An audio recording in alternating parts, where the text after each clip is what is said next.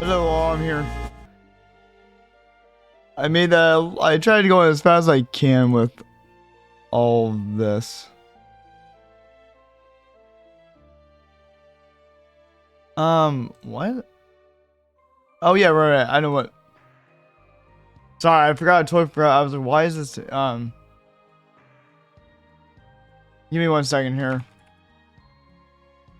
I totally forgot to tweet these out and put this on Blue Sky. Oops. I completely forgot to do this. Give me 1 moment. I was like, wow, go me. I totally forgot to tweet and put this on Blue Sky. Go me.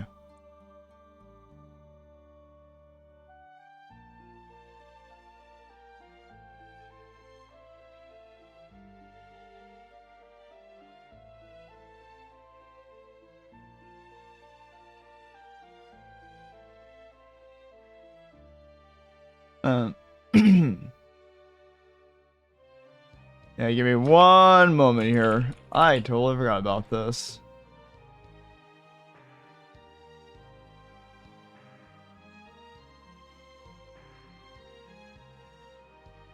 Almost there. Oops. Didn't mean to do that.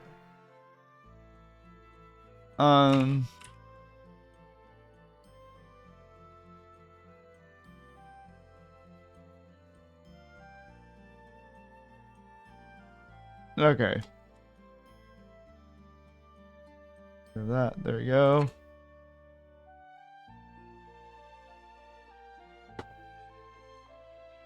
Okay.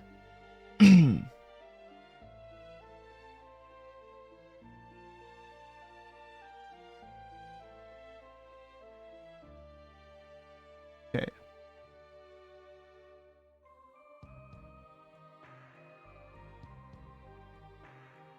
Let me actually go and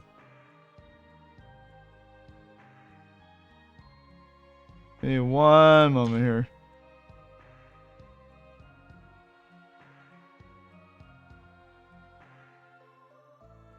Why is it taking so long for me for Blue Sky to post something right now?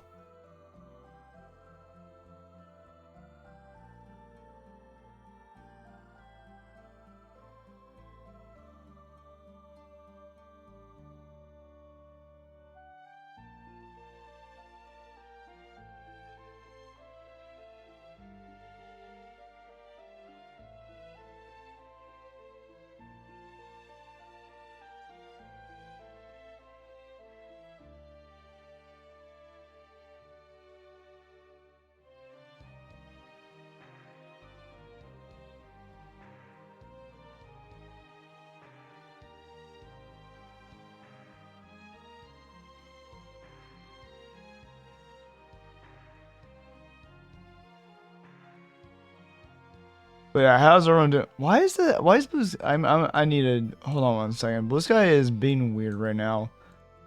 Yeah, Blue Sky is like experiencing a glitch or something.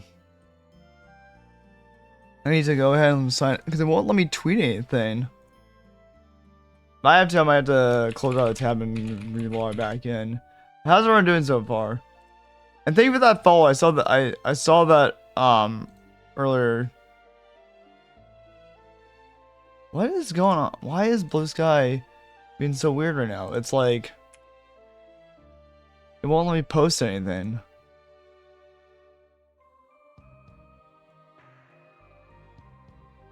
Like I'm trying to post my stream and it's struggling.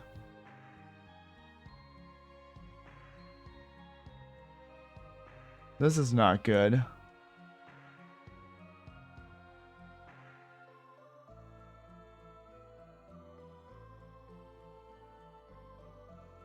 Why is it struggling so bad? I'm gonna have to just go ahead and just take care of this a little bit later on, I guess. When it's not struggling so hard. Blue Sky is just I can't post anything on it. Okay. Well, it's not Blue Sky is not working that well right now, so something's up with it. Thank you for that follow though earlier, I appreciate it. Alright. let's go and continue with this. I actually need the guide for this.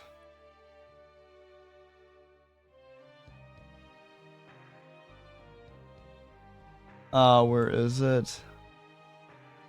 Oh yeah. So we're at in the merged world. We're going to go to the Island Shrine dungeon. Okay. We go to the Island Shrine. Let's see. In the south part of the.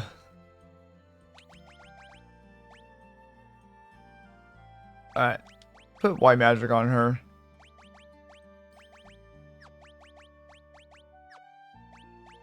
Once she masters Beastmaster, I'll take that off for her.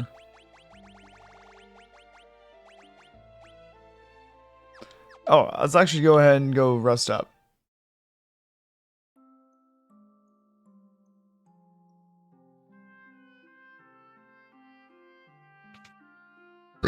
Excuse me.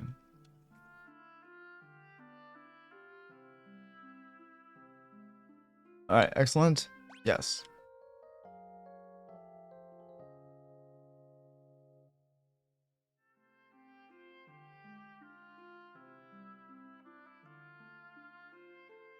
Alright.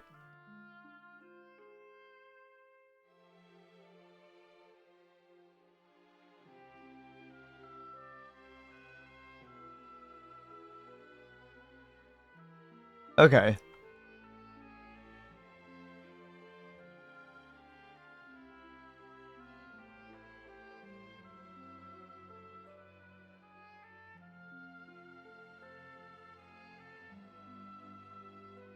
Yeah, we'll see how far we get. I am going to the Island Shrine dungeon now, so in the south part of the center area, it's okay. How is our run so far? But yeah, this is gonna be kind of a short stream at the moment. Since I do have a call I have to take later today, and then maybe later in the afternoon I'll do another stream or something.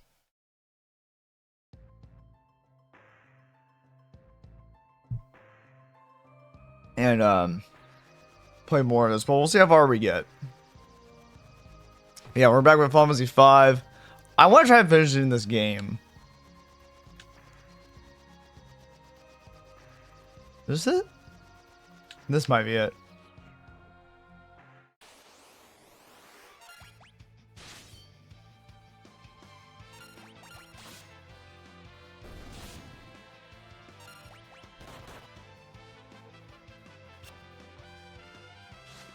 Oh, I also give me 1 second. I also know why it's so low, because I didn't forgot to do this. I was like, okay, no wonder why. I forgot to increase the volume back up.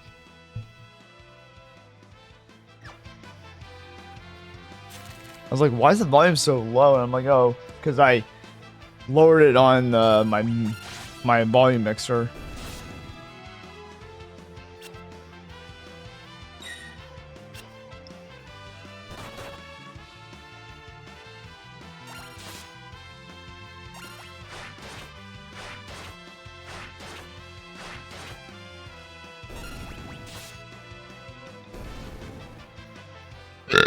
Excuse me. Oh, Crow can actually switch jobs. Dancer she mastered. Okay. What should she learn next?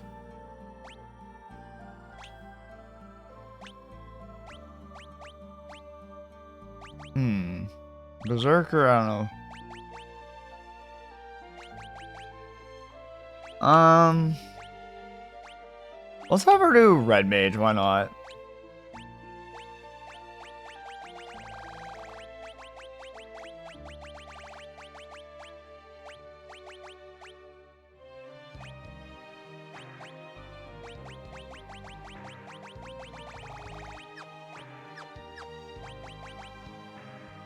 Okay, let's go.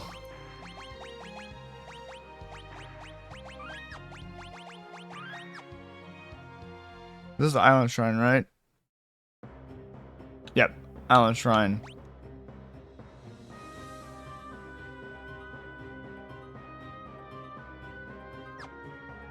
Oh, right. And then also, it says Blue Magic Note, my boss from Winnebago Boston Island Shrine. Okay.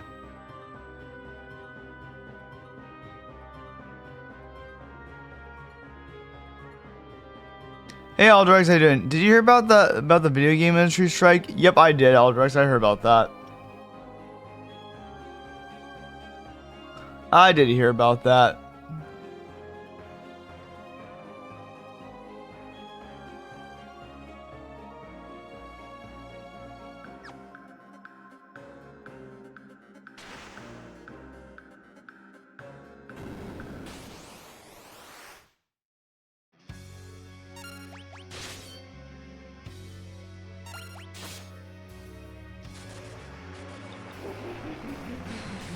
What's it all about? I just saw the headline. I'm pretty sure if I remember correctly. I think it was which company was it? It's one of those companies. It's for example, one of the in one of the companies in the industry. I think was it Bethesda or someone who organized a union for QA. So they yeah,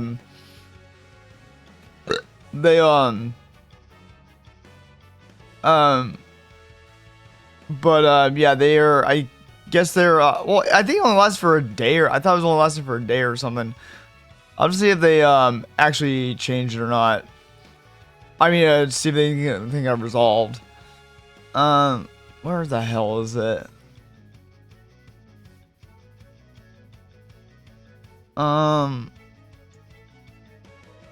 See if I can find it. I just read about that yesterday or whenever it was.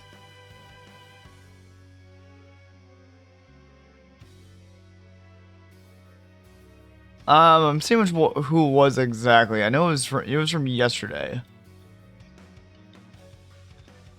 I saw this yesterday. Where was the article at?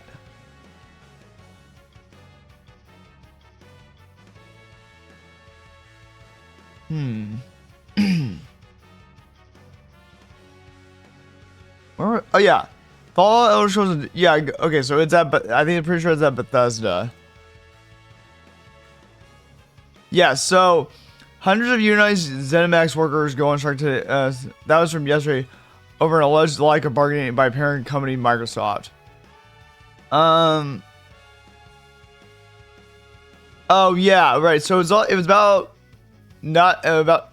I guess it was about allegedly outsourcing cold assurance work without bargaining with the union. So I guess they're trying to outsource more QA work. It sounds like, which is a very shitty thing to do considering we need the jobs here in the US. And then I guess ZeniMax had the very first like QA or games union before. But yeah, so the workers are set to return to their desks by today. Because this was yesterday. It's not really gonna delay. It's not really gonna delay Elder Scrolls 6 or anything like that. It's not gonna delay any of that. Nah, not gonna delay the development. I think it was only the QA workers or whoever's. It didn't delay the development team, so it's not gonna delay. It only happened for a day. It's not gonna delay. It's not gonna delay Elder Scrolls 6 at all.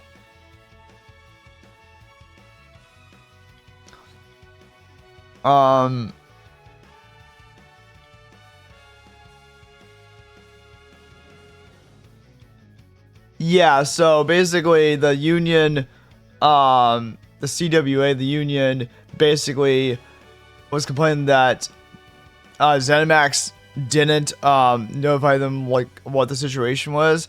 So it sounds like they might be trying to outsource those QA jobs, which I'm like is a horrible idea because people need the work. So yeah, it was happening at ZeniMax more specifically. It was happening at ZeniMax more specifically. On just a union the QA workers made. So yeah, unfortunately we're living in really rough times when it comes to this industry. But it's not, when it's just for a day, that's not gonna delay Elder Scrolls 6 or anything like that. Nah, it won't delay it.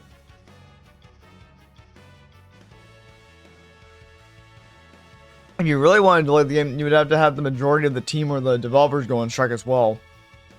which is not what happened.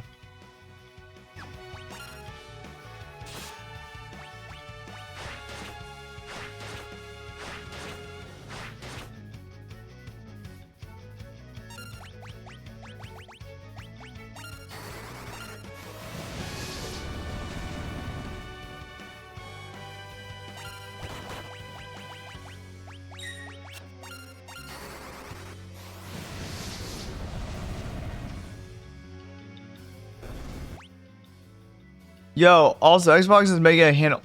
Yeah, I heard about that, but they said it's years away from. So it's years away. So I wouldn't read too much into it. It's they said it's years away. So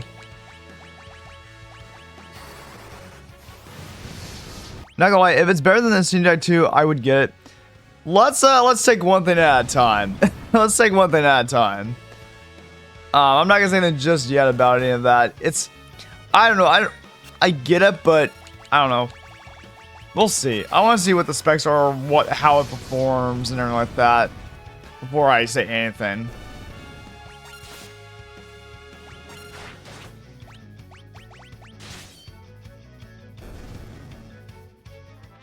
Yeah, not trying to put a damper or anything like that, but I'm just trying to manage my expectations of it a little bit before I say anything.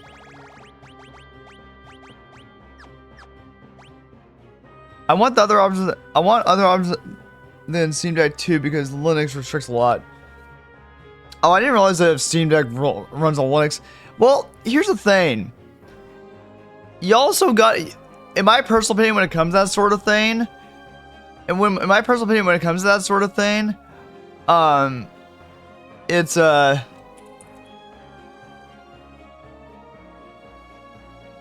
when it comes to that sort of thing, it's like you gotta make sure if it's worth an investment.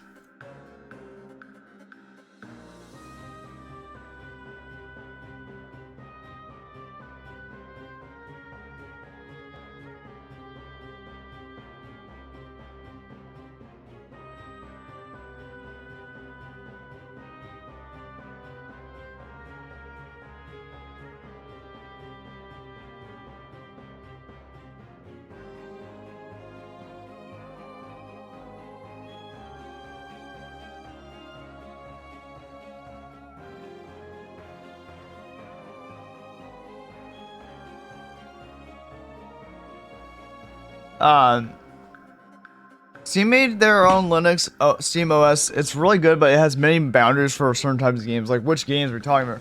Like you just gotta be careful of, like, I would say just see what works and what doesn't work, you know, because it's just like we'll see. I don't know. We'll see what happens if they make a. Part of the problem is, well, I don't know. I'm trying to think. I'm just trying to think of what is the main cause for it.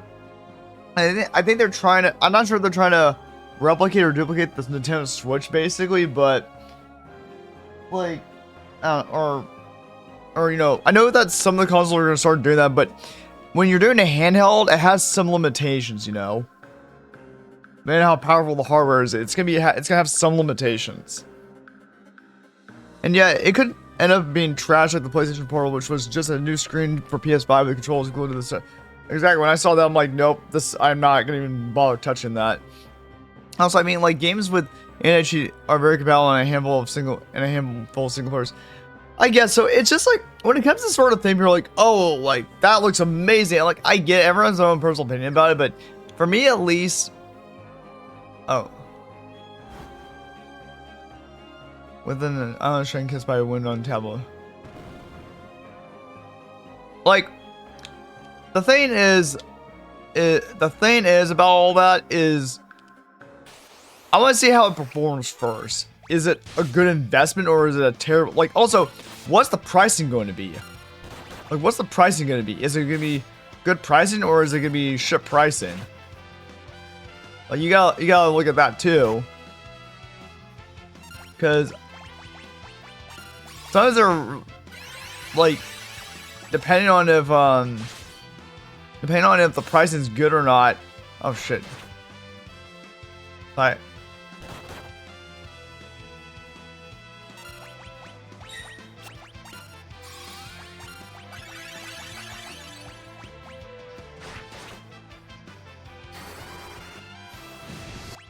Handhelds are very advanced in hardware now, actually. Steam Deck has the equivalent power to a PS4 Pro, and RGLA has like 40% more speed than that. I had a Steam Deck. I sold to build my PC though. Yeah, I guess everything has their pros and cons. I don't know. It depends on. I guess it depends on who it pertains to, which audience you're trying to get. Like, I don't have all this money to buy all these handheld consoles. Like, I don't know. I feel like eventually it's not going to be very healthy for the market. I could be mistaken about that. I don't know.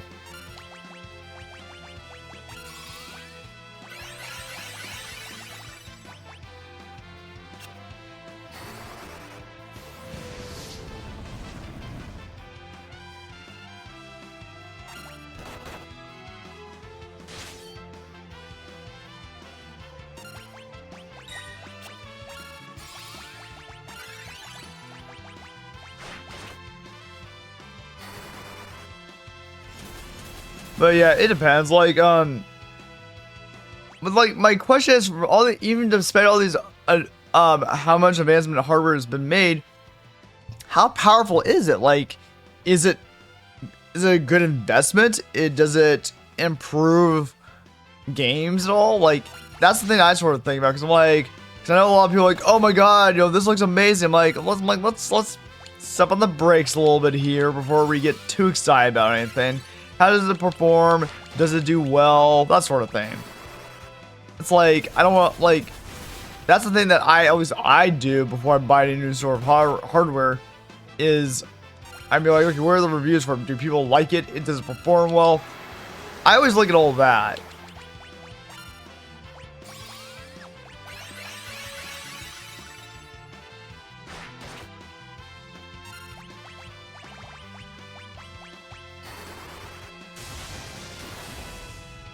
Like nowadays I always look at reviews and be like, oh hey, does it perform well? Is it a good investment, sort of that sort of thing.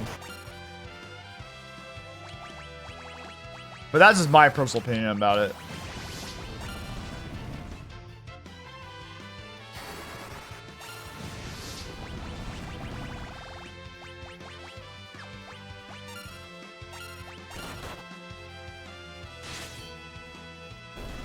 Finally got it. God damn.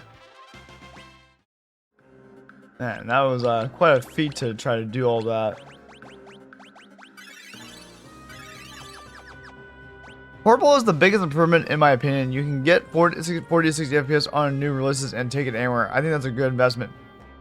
Portable, like what's portable? You mean the PlayStation portable? Wait, do you mean the new PS5 portable thing you're talking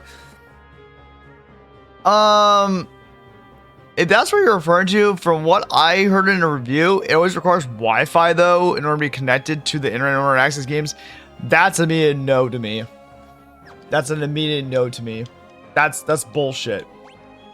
The one other thing too is, now the scene never gets poor. Oh, okay, that's what we're talking about. Well, yeah, yes, but also, yes, you can take it anywhere. That's a good investment. I do see people on their Steam Decks and stuff like that. It just depends on how good the hardware is. I've heard a lot of people like their Steam Decks, so I'm like, okay, I just don't have the money to buy it right now. But hey, if it works, it works. That's great. Just here's the thing I would say be cautious about a little bit. I wouldn't just start investing and be like, oh, everyone go to handhelds. It's like, people will want a console, something that actually can handle the more advanced stuff. Like, that's the one thing is, when you're in a handheld system, the hardware's kind of limited because it's such a small like design and stuff like that. So that's the only thing I worry about. I maybe I'm not sure. Maybe I don't know what I'm talking about. But that's the only thing I worry about, is that I don't want like all the companies to be like, oh, we're gonna be doing handhelds now. Like, granted, we did have handhelds back in the day, back in like the 90s or early 2000s when that was a thing. But I think Nintendo did this. However, Nintendo did the smart thing where they made the Switch both handheld and also an actual console. They did the smart route of what they did. So that's why I'm like, it gotta be kind of a little careful about that. Just don't make something completely just portable and that's it. Alright, you kind of gotta do more than just that.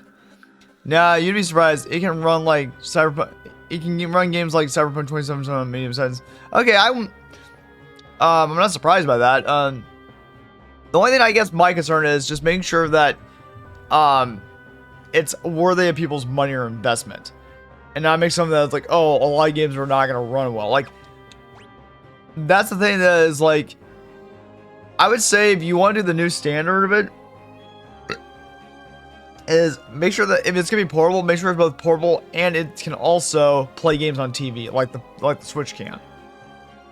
That should be the new modern or the new standard. Because my question would be, what if eventually they stop making actual console that display on the TV? Then what are you gonna do? Just have a handheld? I just don't understand what you mean by hardware limitations. Then, well. So here's the thing. What I mean by that, Aldrix, is look at the Switch for example.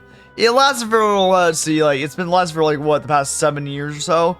However, now that more and more games and more advanced games have been created, how much more can the hardware take? Like when they're starting to port all these games from like, you know, the PS5 or PS4 or Xbox Series X or Xbox One to the Switch, how does the Switch's hardware translate into what those more advanced consoles can handle?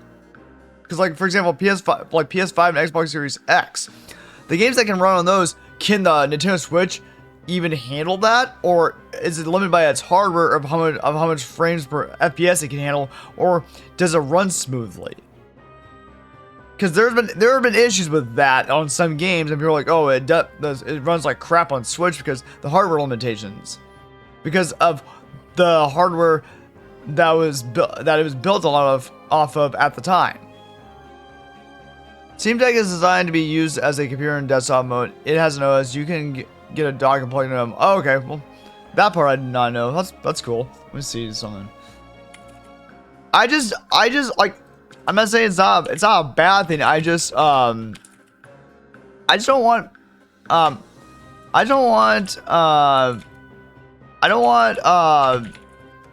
companies to suddenly go, there's just this portable route all of a sudden, that's it. I'm like, I don't think that's a smart idea. Like, I get it, the whole thing back in like the 90s and early 2000s, I was like, we didn't know how far advanced we were going to be. But I don't think we should just go this whole portable route all of a sudden. It's like, make it portable and an actual, we'll see though. I don't know, I just have to listen and read reviews about it first before I buy it. I always listen to reviews first before I buy anything now. Because I'm not going to waste my money on shit anymore. I use a keyboard and mouse with my Steam Deck. It was awesome. Oh, nice. Yeah, I see the docking station for it. That's pretty cool. That's nice. Okay, I see the HDMI. Well, that's nice. How much is a Steam Deck? I don't have the money to buy it, but oh, it's gonna be, I think it's like $400. Yeah, it's not a bad thing. I think it is pretty cool with the Steam Deck, at least, that it is, like you said, it's nice that it's portable, you can bring it with you anywhere. I have seen some people have Steam Decks, and it's very nice, but I just don't think we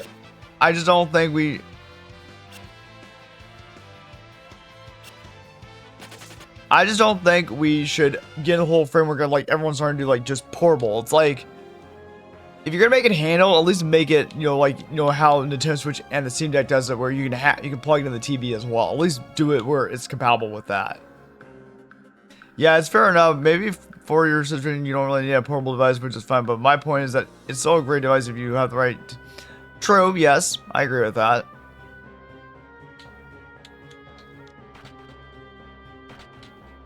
I agree with that.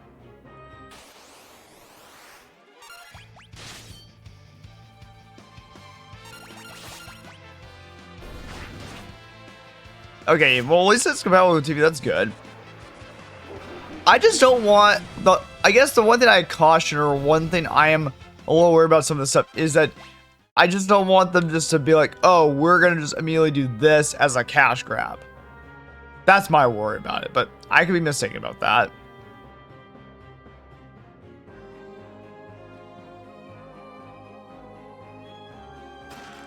That doesn't feel nice.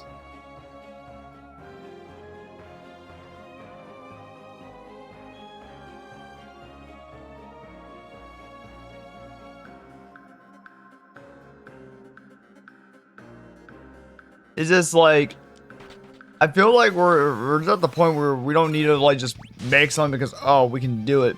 Like actually make something that people can actually use, something like that. I don't know.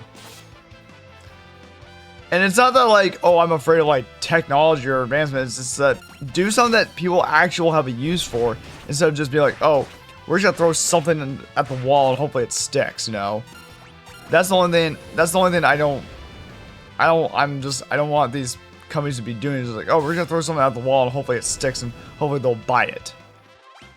You know, create something that people are actually gonna enjoy and actually want to use. You know, something like that. That's what my, because especially with the state that where the state of the industry is at right now with it, I just worry about that. I don't want, you know, companies to just spend money just like on things that they think that might work, and then they go like, you know, they lose a ton of money because it was a shitty investment. That's my only worry about it.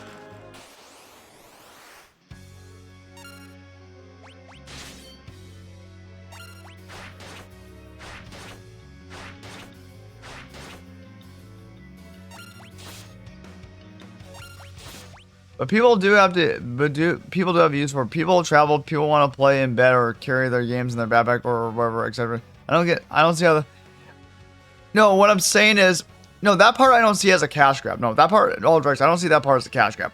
What I'm saying is, you know how in the state of the industry where in the state of the game industry and entertainment industry in general, how there have been a ton of jobs being lost because there's been some really shitty investments that made with some games. I'm just saying, I'm hoping they are thinking of long-term, if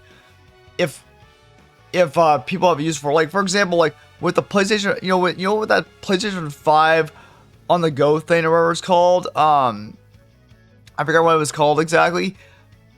But the one downside to it is, I guess what was mentioned is you had to be connected to Wi-Fi in order to access your library from you had to have access to Wi-Fi in order to access the library. I'm like, that's a crappy thing. You should just be able to access what the fuck you want on that. If you're gonna make it portable, it should be basically, you can't store stuff on the actual portable part of it.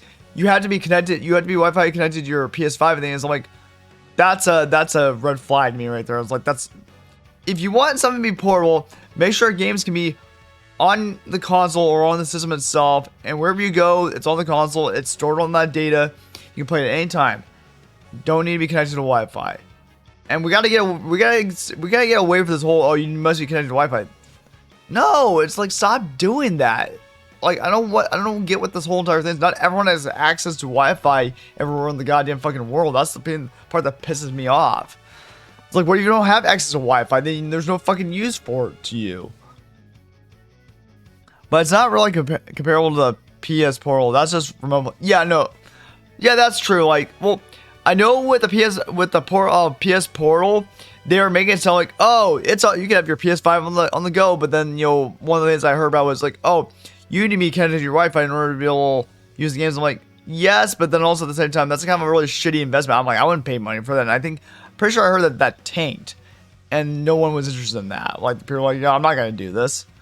But yeah, from the previous point, it's not that part of, like, you know, bringing it on the go is not a cash grab. I just want to make sure that when they're investing something, make sure that it's something that people actually want. Like, people asking for this? Like, is it actually a good idea or a good investment? Does it help gamers? You know, stuff like that. Like, because you know how, like, with some of the companies right now they're losing money because they're investing in really crappy projects right now.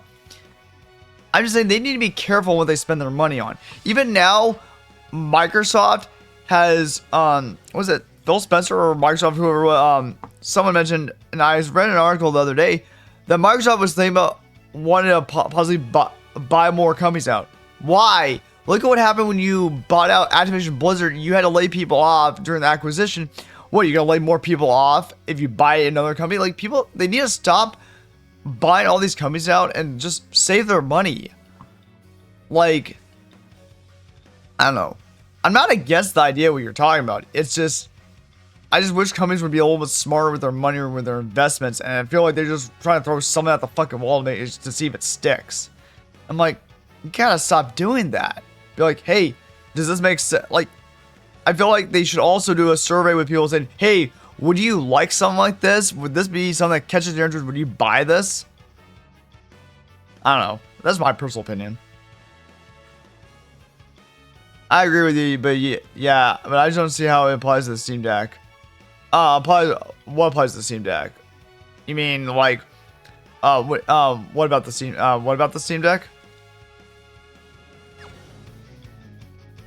Are we talking about the hardware limitations, or are we talking about something else? Are we talking? Is that what the conversation you're asking me about, or is it something else you're talking about?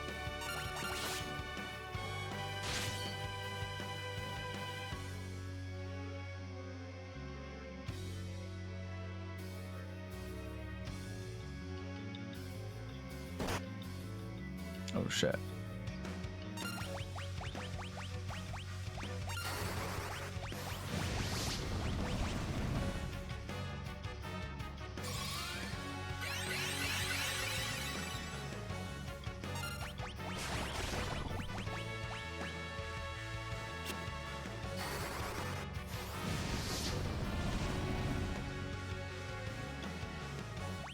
Your points about companies throwing things against the wall to see what sticks and everything. Oh, I'm not saying that with the Steam Deck. No, I'm saying that if you, sorry if you thought that was I was talking about the Steam Deck. The Steam Deck has already proven to be pretty what's the word I'm looking for? I'm having a brain fart right now. People enjoy it, so that's no. My whole thing was not applying to the Steam Deck because people seem to like it. I think my brother even has one too. I don't remember. But what I'm just saying is, for what's happening, I'm just saying what's happening with the say in the industry right now of how some companies are losing money because of like people are not like certain games that people are not interested in, or like there are some companies that have reported that they are not earning as much money with the project that they went through. So I'm just saying that when it comes to a console or new console, I'm just saying they just kind of need to be careful on what their expectations are a little bit. That's all I'm saying. No, it's not necessarily the Steam Deck. It's just that I think the Steam Deck has been a great success. It's just that, you know, that when you said, oh, did you hear Microsoft try to make a handheld console? I honestly, here's the thing. Here's where it would pique my interest if they actually made it to where this handheld console, it can also be plugged in to be a console to give display on the TV too. You gotta do both. You gotta do what the Switch and what Steam Deck has done and make it compatible on both TV and on the go. I guess my only other thing would be, again, what I mentioned earlier is how many games would you be able to run on that console or on that piece of hardware? Because again, you know, I'm just saying now, since the Nintendo Switch is like essentially 7 years old now at this point, people are noticing that it's starting to have hardware limitations a little bit. So it's like it can't run some of the like PS5 or Xbox Series X games that as well, and they had to downscale those games a little bit for it to fit on the Switch if it's, or maybe it's the PS4 and Xbox One games. But I'm just saying, as hardware and games advance and for consoles, it's like, can the Nintendo Switch handle this, or is it struggling to keep up, is what I'm saying. So I'm just saying that I'm hoping they don't just, everyone's going down the route of just, oh, handheld consoles the way to go. I'm like, that's depending on what hardware you have available. Usually a regular console has way more powerful hardware to keep up with those games, to keep up with the more advanced games, is what I'm saying. So that's what I'm concerned about a little bit, is like, because like, what if like 6 years from now they're like, oh, well, these handheld consoles can't handle these other games because they're, you know, they have to downscale the games a little bit. That's what I'm saying.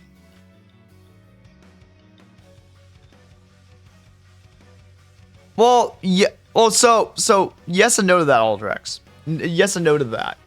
So you're saying I don't think the Switch was focused on hardware. They were focused on being over.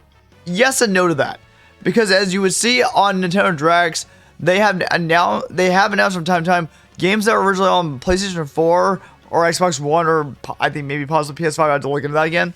That now they're being announced for Switch. So it's like, okay, well, how well would this game run on Switch? And I know, I thought I've read reviews for some of these games. Like, and I have to do my research on this. That some games have struggled to run on Switch because, they were created much later than when the Switch was created.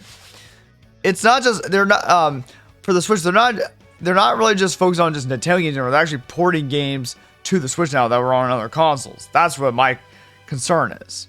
That's where the hardware limitations come from, because it's like, how does a game from either the PS4 or PS5 or Xbox One or Xbox Series X translate to be ported to Switch? Can it run well? Does it run well, or is it run really shitty? That's the thing that you have to think about, and is it worth it? So I don't know. Those are all things that I think about. Be like, okay, is this even like worth the investment? Like, granted, the Switch is more of a family-friendly console, like more casual and stuff like that. But still, it's like, I don't know. I just don't want all these companies thinking like, oh, we're gonna make our own handheld console. I'm like, please don't. We don't need every fucking like major company out there trying to make a handheld console now. It's like, because then there's too much competition on the market then. Well, yeah, but that's just kind of a general rule for all tech. It's going to become obsolete eventually. Well, no, that's very true. Yeah, I agree with that. I'm just saying that I'm kind of surprised that Microsoft has decided to do that, but I'm like, well, hopefully, because of some of the decisions they've made in the past few years, hopefully it's a success and it does well, because I know that Microsoft's been struggling a little bit to make some profit. They've been struggling. I also think competition is better than monopolies. Yeah. Well, no, exactly. Like, I'm saying, yeah. Well, that's the thing too. Is like, you do need competition. You know how in the past, we have like the main three companies, is like, PlayStation. How eventually, like, I think it was like in like I think it was either starting like in the late 90s or early 2000s. The three main companies who started this were, well, because like originally back in like the 80s, 90s, we had like, before we had the more advanced games coming out, we had the very basic, very, very basic first generation of consoles, which couldn't do anything like any of this. But like, eventually we got to the point where the main three were just PlayStation, Xbox, or PlayStation, Microsoft, and Nintendo. They were the main big three who did the consoles. But yeah, more handhelds and more options and all sorts. Possibly, yeah. We'll see.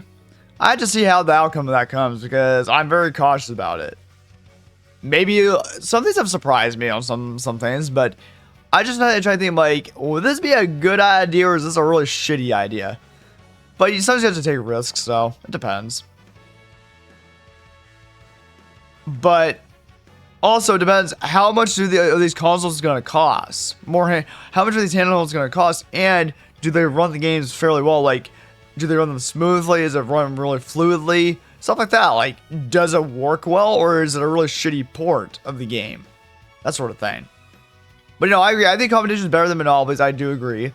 I do agree with that. I feel that the more competition you have, the more like, hey, you can make the decision. Do I want to support this company, or do I want to support this company? What type of gamer am I with this? That sort of thing. So I agree with that. That's how it is. Kind of spoiled for choice. ROG, Rela, and Steam, they're all making handheld pieces like that Steam Deck. Each one has their own pros and cons. Yeah, I don't know. It's just, I just to see the reviews of see what people think of, like, oh, hey, is this a good investment or is this a really shitty investment? That sort of thing,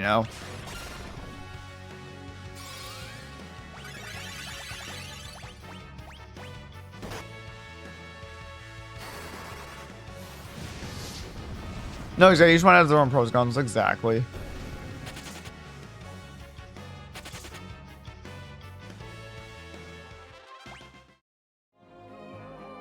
Rising Sun, okay. Oh, god damn it, I didn't mean to do that.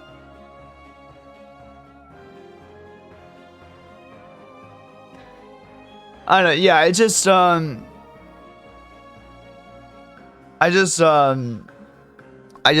hopefully that, like, some of these companies don't get, like, you know, I get that, yeah, it's competition is healthy, but the main goal at the end of the day is it worth it?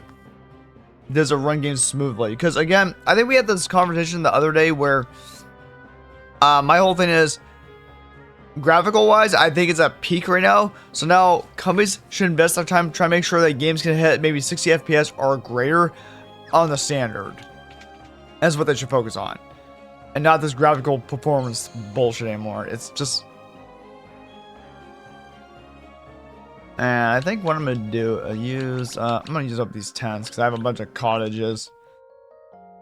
In the end, though, if you don't need a portable device, the superior option will always be to build a PC. It depends. I wouldn't call it superior option.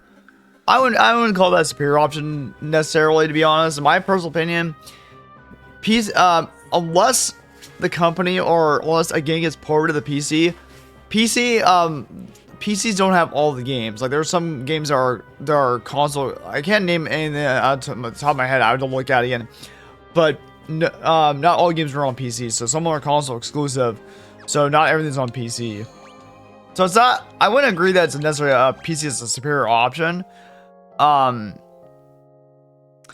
It depends on how smoothly it runs on the PC too. Because also, like, the thing about that too, the reason why I don't agree necessarily with that opinion is because I've been in game development before, and when we tested between the console versions and the PC versions of a game, sometimes the PC version of the game will have issues that we had to learn, we had to check out and fix because, oh, you're trying to, PC, you can have anyone can have can have a customized build or anything in it, so that's a little bit more complex.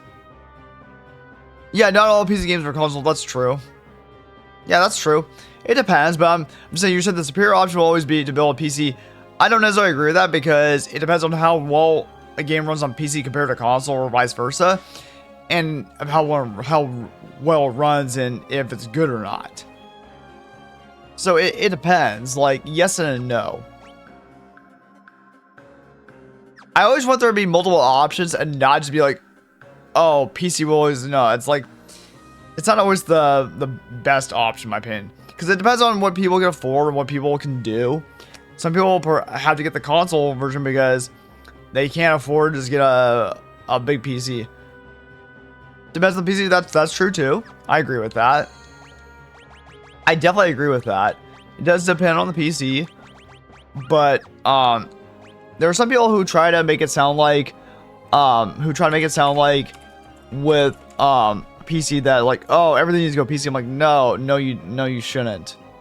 I don't believe that. Like you said, I think competition is healthy. I think it's good to have games on consoles because usually it's the same hardware in all those consoles. And I think Blue Sky's down right now. I cannot access it right now. Well, shit.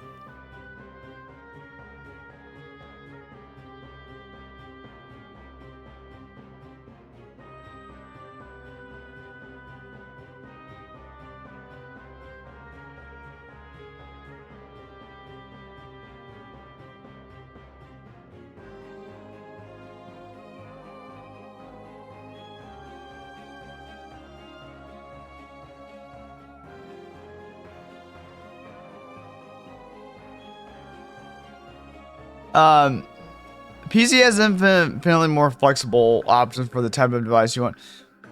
Yes and no, it depends. Whereas a console, it's a single pre-built device, maybe a pro version. Or... So here's the thing about that. Yes and no about that. And here's the reason why. Again, when I've been in game development, and you have to try to figure out why something's not working on PC, but something's working on a console. it depends on the parts, how the PC's built and what is causing it. So and you aren't using a lockdown device, a lot more free on PC. Yes and again, yes and no. Yes and no about that, AlterX. Yes and no. So here's the thing.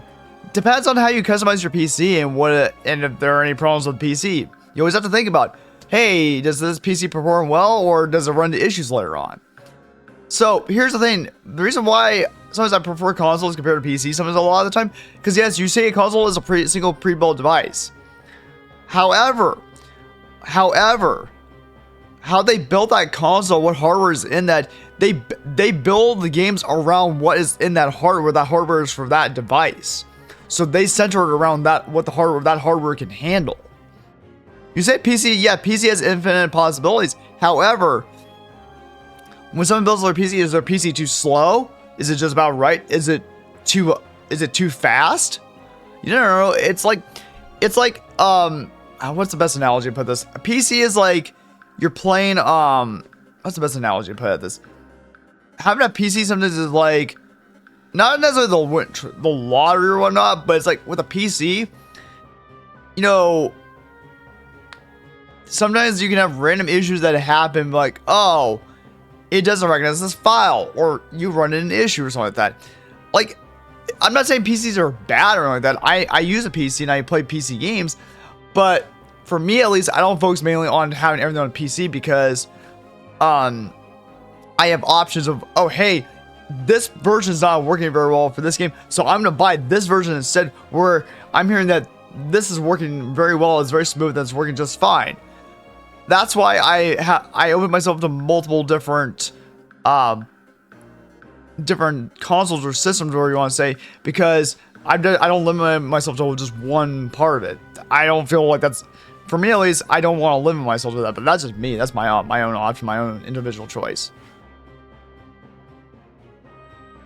It's just, again, like, I think from what I've heard, like, at least with Final Fantasy 16, there were some, I think there were, I had to look at what they were again, but I heard there were some issues with when Final Fantasy 16 on the PC launched or whatever it was, and even Final Fantasy 7 Remake had some issues with PC.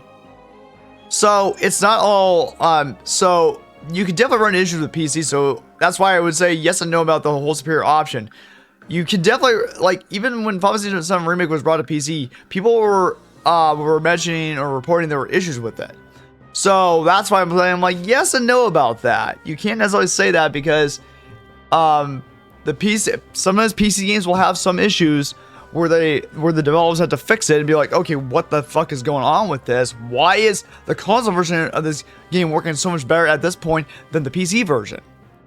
And they have to figure that out.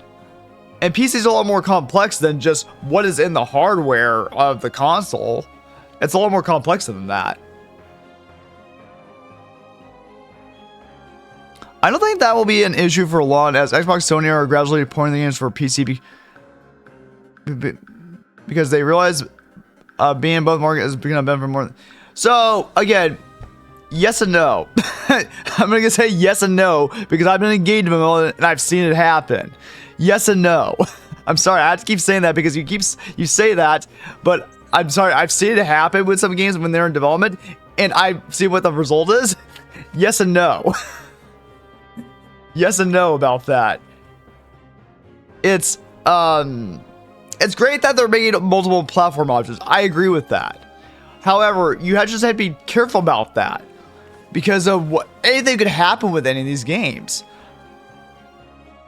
But the reason why also they are starting to open to the idea of porting their games to other consoles or to other platforms is because that way people have multiple options with it. Because not everyone can afford every single console. So that's another reason why they're doing it. They basically were like, when I've listened to like Night Sky Princess videos, and I've listened to people talk about this who are much more experts than I am on these areas. I think one of the reasons why is because the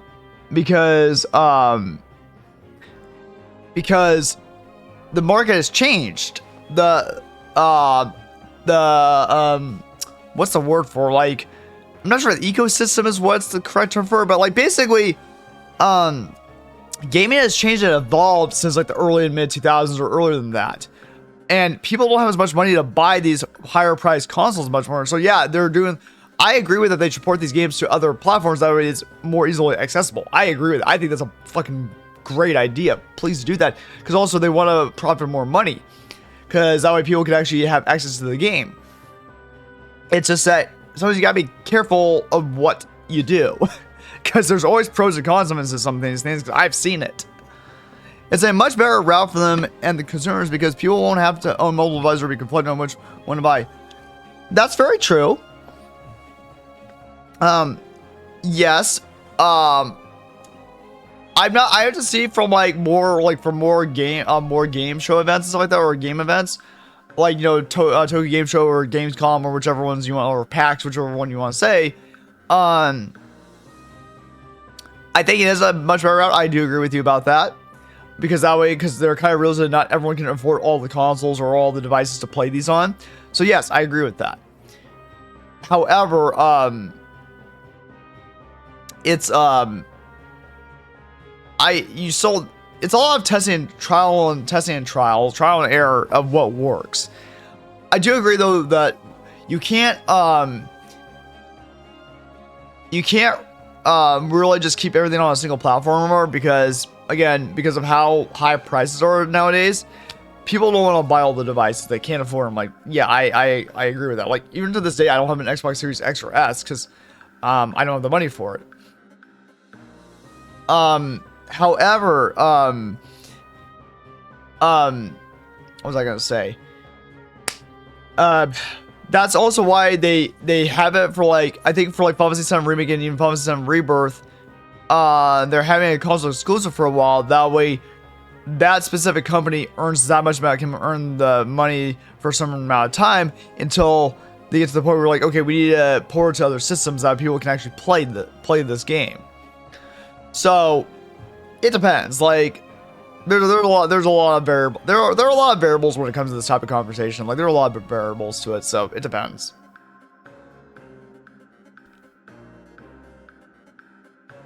Oh, well, you said I wouldn't buy a Series S even if I had $1 million, not gonna lie.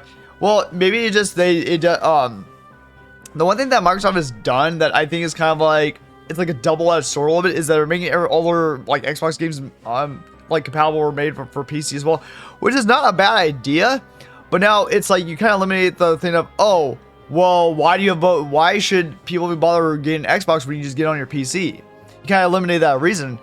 And maybe that's also the reason why they kind of are, if they're backtracking from actual like the console or the Series X to maybe a handheld, because maybe they're kind of doing the Steam Deck route of like, oh hey, if we're gonna have most everything on PC, let's just do everything on handheld. And that's the reason why I'm like, okay, I can understand that if that's kind of, they're going more of like the Steam Deck route. So I would say that's a perfect remedy for that. And if that's the reason why, then I can understand that. But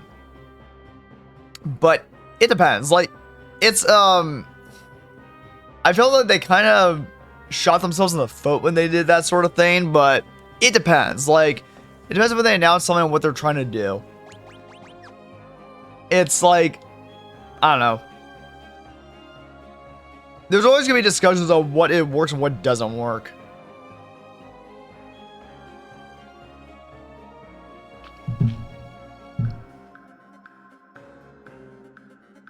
One second here.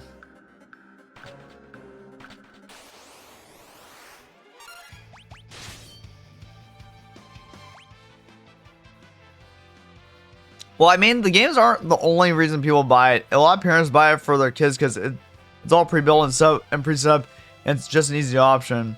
The problem with the Series S is that the competition has way better games, and the Series S is also lacking. Yeah, I can agree with that to some degree. Here's the thing I'll admit. I have an Xbox One, but I just never bought a Series X or S because a lot of the games that I think that are being released for it, either, like you said, are on PC or eventually it will be brought to other platforms. When it was the PS4 and the Xbox One generation, and granted, people still play on those consoles, which I still do too, is that I played the majority of the games that I played were on the PlayStation platform. So I got a PlayStation 5 at the time when I did. I'm like, I don't need, like, I have no need, like you said, I have no need for a Series S or Series X at the moment because there's not really a whole lot of games I want to play on. So I'm like, it's just a waste of my money to even spend on that. I'm fine with my PS5, with my PS5 and stuff like that, and with what I have. I have an Xbox One, I still can play games on it. I'm fine with that. I'm like, there's really no reason for me to buy a Series S or Series X. If I was ever to get one, it would be a Series S because I don't use Xbox as much as I used to. I don't play on Xbox as much as I used to.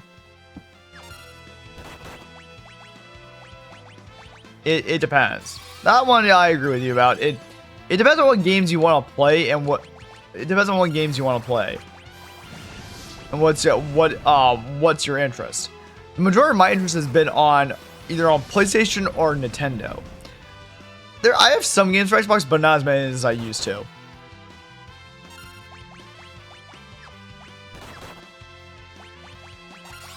Oh shit! I didn't mean. God damn it! I didn't mean to do that. Fuck. I'm gonna cure Pharaohs.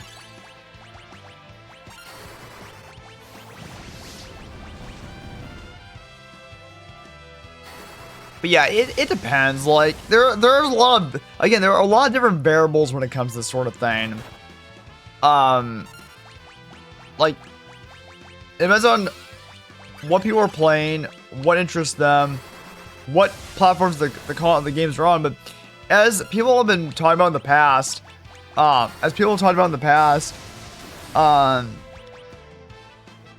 and I agree with this, they do need to start making these games more accessible on other platforms for people to play that way. Because the market has changed to the point where you're not earning as much money as you used to when as you used to in previous years, and they've had to kind of change their strategy of like, oh, how do we do this? So here's the thing: I think doing it on multiple platforms is a much better idea than the alternative route where it's like, one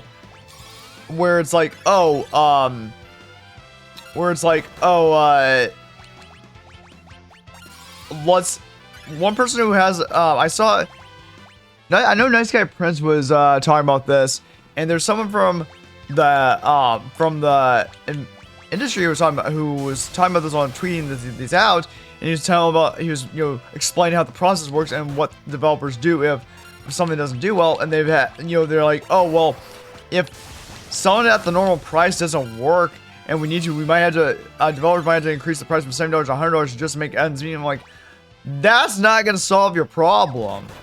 The problem with that part of it is that you just have to make a better game where it's more polished, where it's not as, it's far more polished. It's an interesting, good game.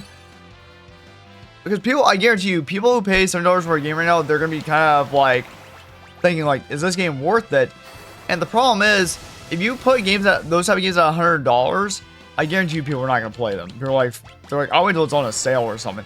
These days, nowadays, unless it's a game I really, really, really, really, really want to play super badly, I wait until there's a sale and I buy it then. I'm like, I don't see the point to,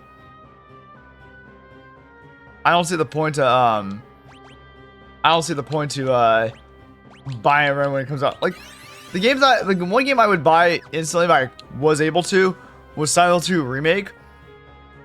When it first came out, but the problem is I don't have the money for it, so I can wait a little patiently for that.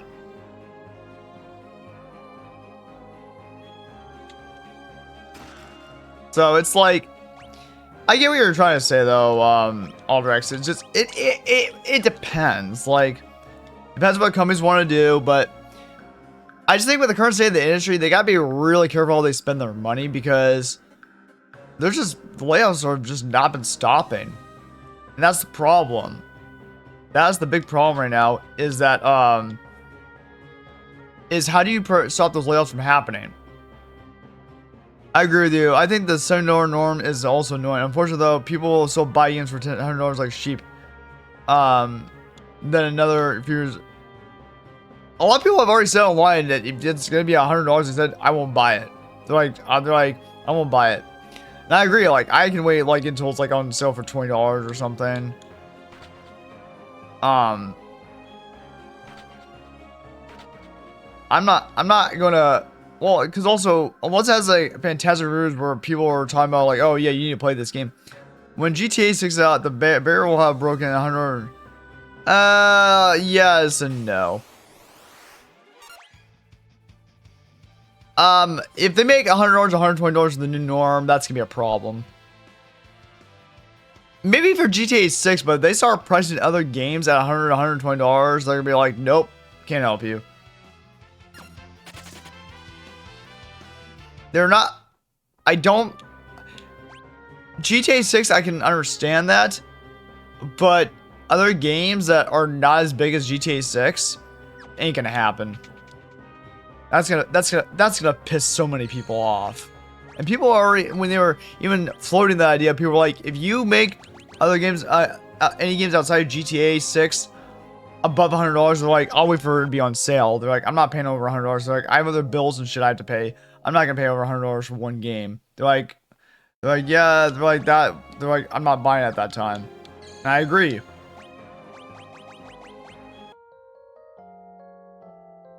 GTA 6 I can understand, but other games that are not even the scale of GTA 6 ain't gonna fucking happen. They're gonna lose so much money off of that. Because the part of the problem with some of that is that part of the problem with some of that is that I feel like some of these people, some of these like investors or whoever they are that are investing in all this, they're not really in touch with what the consumers really want and what the consumers options are. Well, excuse me, princess. Your excuse, Legend. How you doing? Welcome. I'll be right back, everyone. I just have to use the bathroom really quickly. I'll be right back. I just have to use the bathroom really quickly. But Legend, if you're wondering, I'm talking with someone on my YouTube chat about we're talking about the new Microsoft handheld thing that was announced fairly recently. We're also talking about just like the state of the industry and just the prices and stuff like that. But I'll be right back. I'm gonna use the bathroom really quickly, and we can talk about more about this in a minute. And it's just agreed to Helldivers 2 sells for $40 to $50. As a fully price. Yeah. Give me one moment. I'll respond to all that in one moment. I'll be right back. But yeah, no, I agree. It is greed. I agree with that. I'll be right back.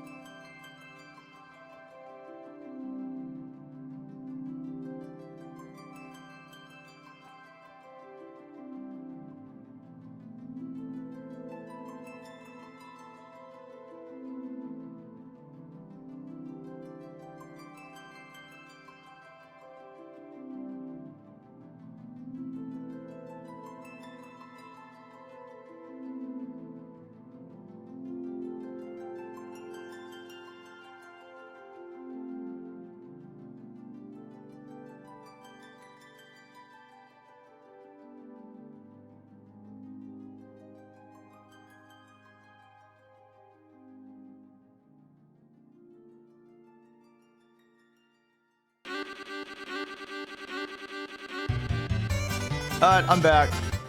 But yeah, to continue, but yeah, Legend, how you doing? How's your day going so far? Um,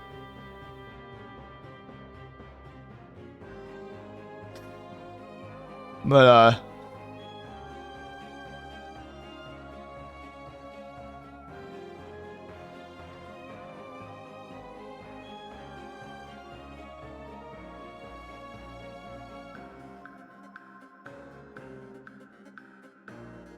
give me 1 second here. Let me, I was reading your comment. Give me 1 moment here.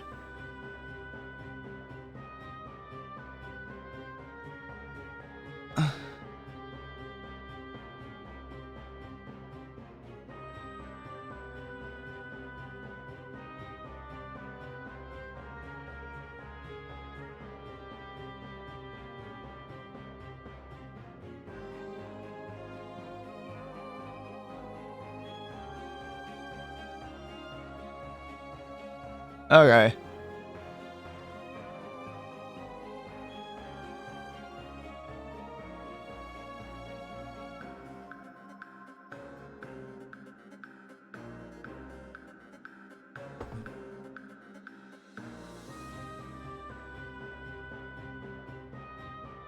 But yeah, my microphone's not muted, is it? No, it's not muted. Okay. But yeah, like, what you're saying, Aldrich, before I had to go to the bathroom, before I went to go use the bathroom, no, yeah, like, the funny thing is, I haven't played Helldivers 2 yet, and I heard it's really fantastic. I heard they did do kind of a few crappy decisions, but I guess they made a comeback again. But, like, it started off as, like, $40. Like, wait, you said $40, $50, I don't know USA converter price. Wait, is that $40, $50, like, are you talking about Canadian dollars, or what currency are you referring to here? Because I'm pretty sure that, Helldivers 2 here in the US is also, it's $40 US. But yeah, it's a fully built AA game, and it's wildly successful. I'm pretty sure it's still wildly successful, and that's because they made it replayable and fun. People want a game to be replayable and fun. That's how you make a successful game. You're saying, oh, US dollars, well, okay, so you're saying it's 40, but you say, well, you said the $40, $50 price that you said, I don't know USA convert price, but you just said US dollars, so that would mean it's $40, I think. Wait, so you said, I'm just estimating because my currency is 30% more in value, so the price are like, well, what is your currency? Is it Canadian dollars, or what currency are you comparing it to?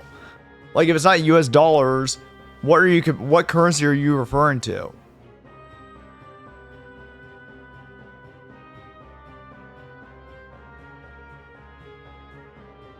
Like, that's what I'm confused about. If you're talking about US dollars, that is the USA price, because that's the exact same country. So I'm curious of what you're referring to. Unless you're referring to like Canadian dollars or something like that, or what currency you're comparing it to.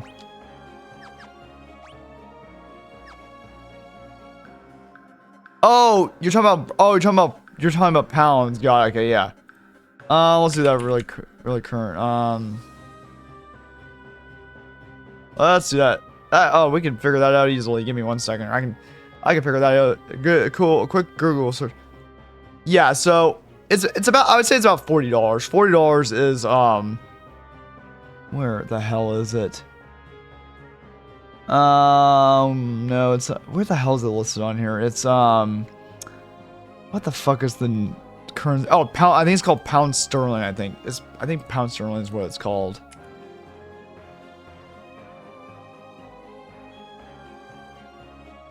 Oh yeah, so it's the pound sterling. Okay, yeah, it's the pound sterling. Okay, pound sterling. Let's just do $40 on US. So basically, $40 on the US dollar converts to 31.51 for the British pound. So yeah, it's 34.99 in your country. Okay, so what does that convert into this? So I would say, you say it's 34.99 in your country. So I would say it's converting that to US dollars. I'm looking at Google right here, and it says about $44 to $45. So like the US dollar, it's about like, yeah, it's yeah. So it's But I'm pretty sure Helldivers 2 is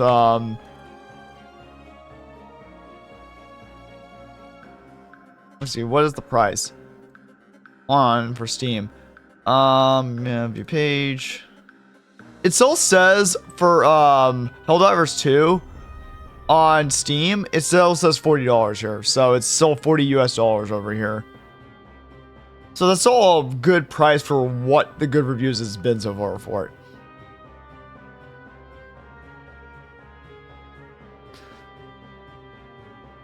Oh, you type 4050 as the estimate. It's okay. I get what you're saying. Yeah. Yeah, it's still $40 US over here, and then yeah, I did the currency converter, and it says it's about it's like about $44, like about what was it, like $44 US. The currency converter to British pounds would be about 44, so pretty close to what you mentioned. So about like $44 to $45 US over here. Yeah, my point was that it's much lower than other AAA title games, so games can lower the price. And exactly. But here's the thing too. Here's the thing. I was actually going to go to my next point before I went to the bathroom. Was that what Helldivers 2 was doing? And I feel like a lot of indie games follow this format, and I've told this to many people, and I'll keep mentioning this. I feel that indie game companies are kind of filling the vacancy or space of what AAA title games used to be when they were like, I guess, double A title games, if that's what they were called back in the day. These indie games are sometimes only like what, $10, $15, $20, or however much it is. But the thing that why they're putting some AAA title games to shame is that some of these games that are only like $20 or $30, or maybe a bit more than that, is that they're so much more polished. They have a lot more content. They're super replayable, and it makes for me at least, it makes me remind of the good old days back in like the 90s and early 2000s, before, like, when you say corporate greed or just greed in general took over, where now some of these games that are like $200 million or $300 million to make for AAA title games, it's because it's gotten so goddamn expensive these days that that now companies are losing money because game production is costing so much money. It's like if you would focus not so much on how much money or profit to make in the game currency and the game like content itself, and just make a very polished product with no microtransactions or anything like that in the game, and make sure it's replayable, it's fun, and like that, then the sales would reflect that. But they're not. That's like when you say greed, that is one of the variables in this equation, because when you're just focused on greed, you're like, oh, how much money are we gonna make? Like, oh, like when you see that it just became a failure, well, some of the game projects that just got canceled or just then became bombing or tanking, it's because they're not replayable and they're not fun, and people are like, this is not replayable or fun. Why should I waste my money? Why should I waste my money on this game when it's not very fun? It's a stupid decision. It would be a stupid decision. They're like, why would I waste my money on this piece of crap product when there's an indie game that is much more polished up, it's much more intriguing, and they put a lot more passion and love into it. And then if it says like, oh, it's only $20 or $30, I'm sold. That's what games used to do. Like, granted, back in the day, like when I was playing on like Super Nintendo or Nintendo, I think it was like $40 or $50, but it wasn't like, like $70 or $80 like it is today. So it's just greed. Hunter says, thank God for cheap game key sites. I know they are immoral in their prices, but without them I would be broke. Oh, you mean like I think it's like GOG or the because like with the, you mean like where you can get games for cheaper than you normally could? Yeah, a lot of people go to those websites to get the games for cheap prices. And that's another thing too. That's why I feel like a lot of these indie studios are going to be taking over the spot where, I've explained this in multiple other streams that I've done in the past whenever this topic comes up, is that I feel that indie game studios are going to take over from where, like, companies who used to be like in high regard, like, companies that used to be in the same place, like, Blizzard or Rare or some other companies that made these incredible iconic games in the past, and then now they're not doing so well because they're focused on corporate greed more than focusing on what's replayable and fun. That's why I think, okay, a lot of people are saying, oh, indie studios are gonna like revolutionize. I agree. Indie studios are doing extremely well because they are picking up the lack of creativity that these other bigger corporations are not, these other bigger companies are not doing, and they're adding more creativity to it. I'm like, people want that, and it clearly showed in the sales numbers. Yeah, sometimes you can get like 60% discount, but it sucks because they use stolen credit cards to get these low prices. I kind of feel bad when buying them. Yeah, yeah. All I really do is I just wait until there's a sale on Steam or on the PlayStation Store wherever I buy from. I sometimes just wait until there's a sale on that and I just buy it for like $5 to $10. I can wait because I have a ton of games to play. I don't need unless it's a game I absolutely need to play. At that moment, I'm not in a hurry. I'm not in a rush.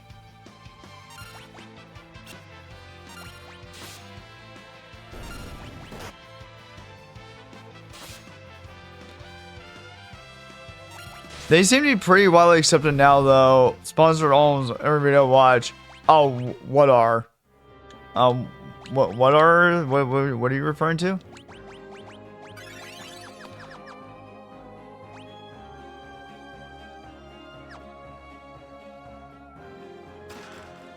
Neither, okay.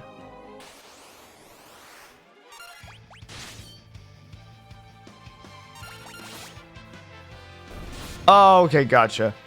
Well, yeah, it's for where the industry is heading now, I kind of have to agree a little bit.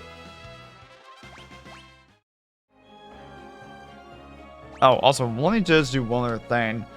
I forgot to ask this question on an email earlier.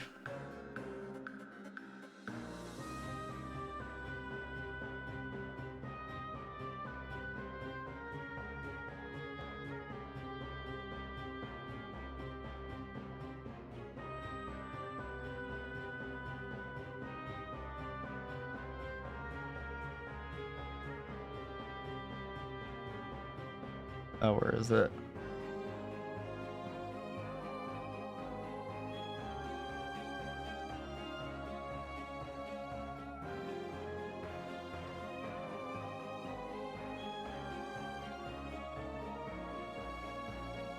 Where is it?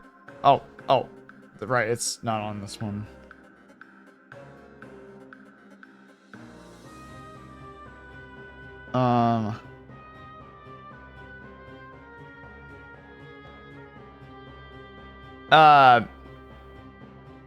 Yeah, so, yeah, so, I've had a lot of opinions about that and everything, but,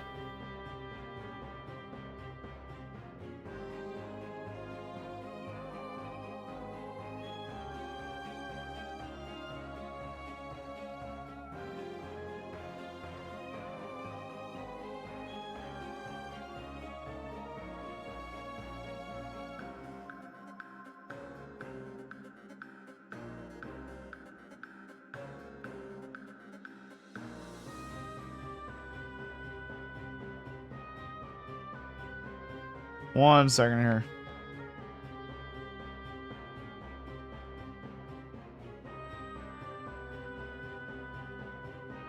By the way, have you worked on any game I would know?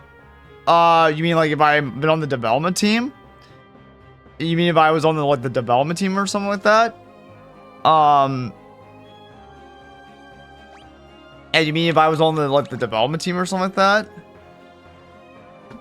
Is that what you're asking, or?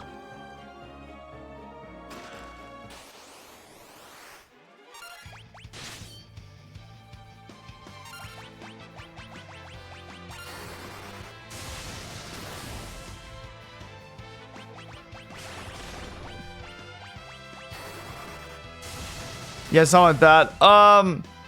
So the only games I've really worked on that my names would be the credit for are, oh, hey, Mad Cupid, thank you for the look. I appreciate it. And love your face too. Let me give you a shout out, Mad Cupid, and let me also give a shout out to Legendary Person. Ooh, Persona 3, how's that going? Oh, one second. I'll answer your question in 1 second here.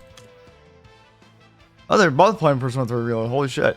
To answer your question, I haven't worked on any game engines or anything like that. No, nothing specific like that. So the known credits that I would have on released stuff would be I was an art development tester on South Park: The Fractured Butthole.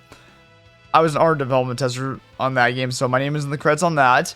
The only other game other than that I've worked on mostly, even though I'm no longer at the company, my name would be on, because everyone who's been at the company, their name is on the credits. My name would be under Star Citizen. It'd probably be under both QA testing or embedded QA tester and also tech design, because I helped out with that. I haven't worked on any game engine or like that. No. I haven't done anything like that. But I did work on like that game sounds wild. Which game sounds wild? Which game sounds wild? South Park: The Fractured Butthole, or which one are you referring to?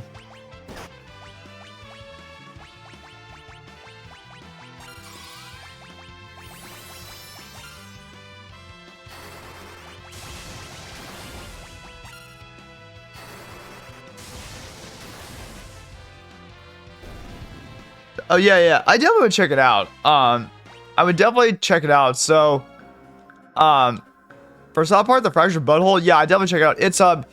It's actually the sequel to South Park: The Stick of Truth. So, South Park: The Stick of Truth was developed by was co-developed by South Park Game Studio or South Park Digital Studios and Obsidian Entertainment or Obsidian Studio, whatever their official title is. And then something happened, and then South Park Studios decided to team up with Ubisoft San Francisco, which is where I worked at the time when they co-developed. They worked on with them on South Park: The Fractured Butthole. So South Park: The Fractured Butthole is the sequel to the South Park Stick of Truth. I definitely would check it out. The Fractured Butthole is definitely a great game. I really had a lot of fun testing that. That was a lot of fun to work on that. And then yeah, I definitely would check that out. It's a fun game. But the battle system the battle system has changed a little bit from the Stick of Truth, but it's a great game though. I definitely would check it out. It's pretty fucking funny. Oh, I have to change Ferris's job because she mastered Beastmaster.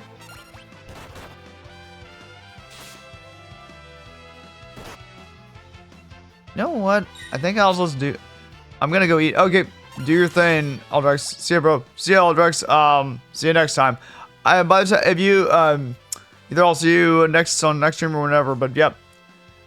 Have a good time eating. And well, like, what are you gonna? Do you know what you're gonna eat, or you're just gonna find out?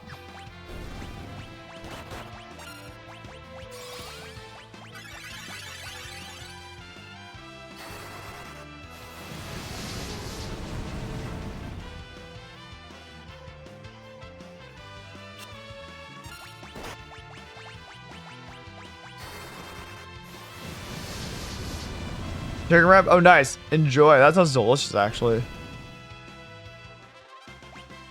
Yeah, I'm gonna change Ferris' job because she mastered Beastmaster.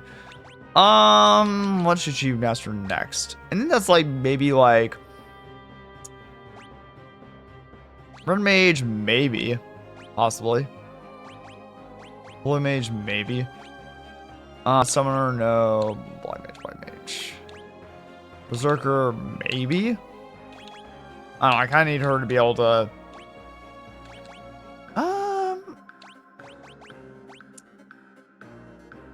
I'll have her do, I'll have her be a blue mage, why not?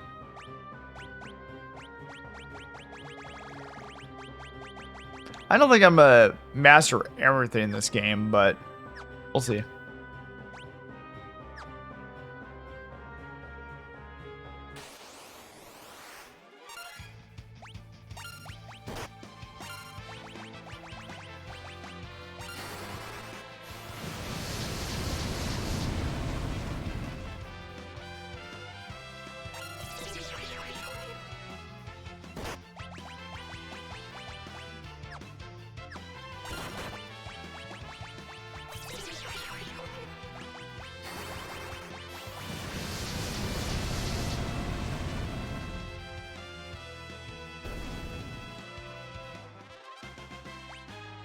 Nice. You mastered magical, red magical 3. Okay. I'm gonna say there's anything else she can master that's not 999. That's Blue Mage level 3. Blue Mage maybe. Beastmaster maybe.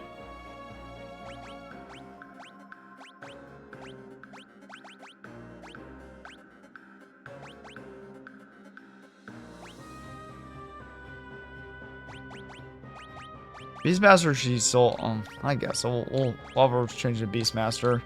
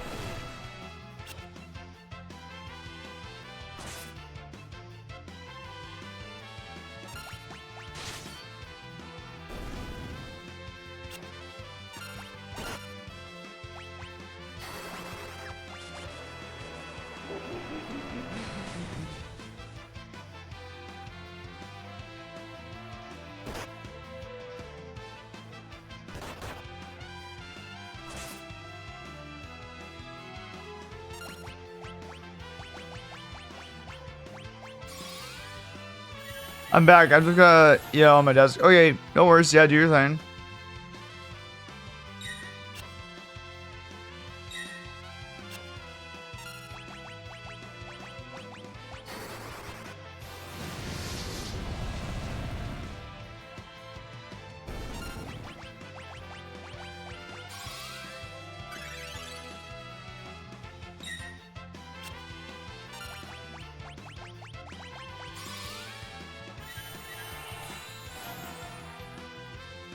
Do I have a? Let me see. Blue magic.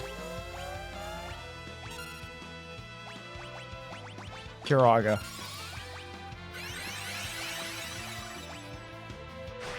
There we go. I came across the most ridiculous Kickstarter called Game Smell or something, and it uses AI to release a scent in your room based on your game surroundings. I don't know what the hell that is. I've never heard of it.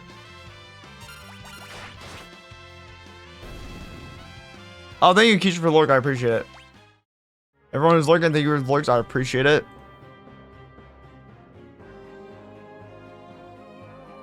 Oh, you're playing Dragon Quest. Ooh, 3 HD. Wait, that's out right now?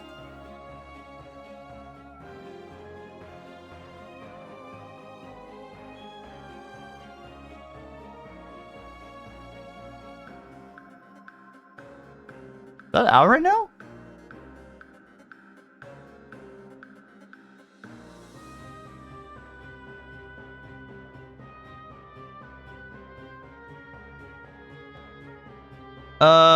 In November, that's in, okay.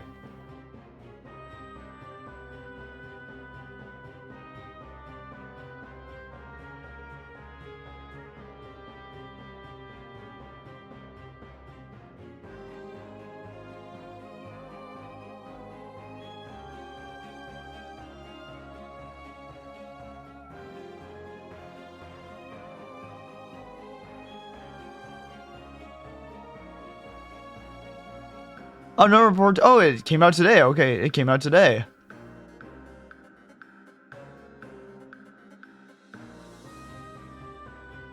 Oh, okay, so they all released today then. I'm gonna try these out.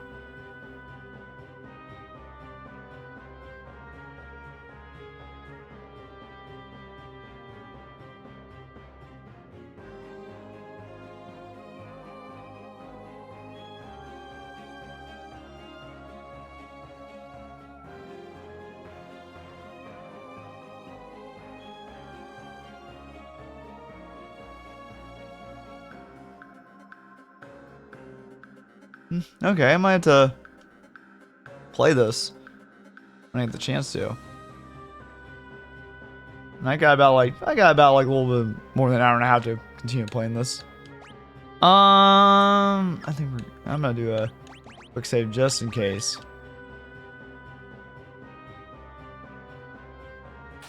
So I have to go up those stairs now.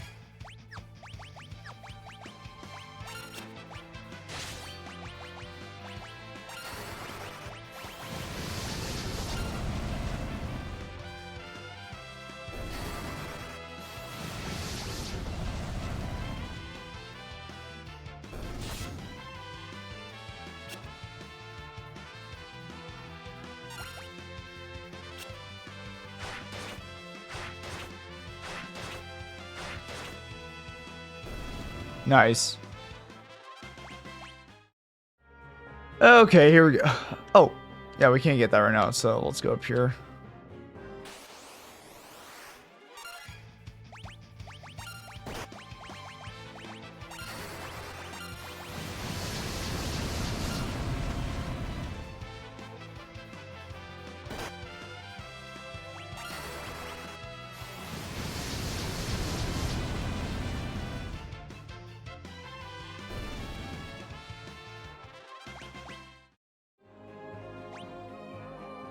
Okay, go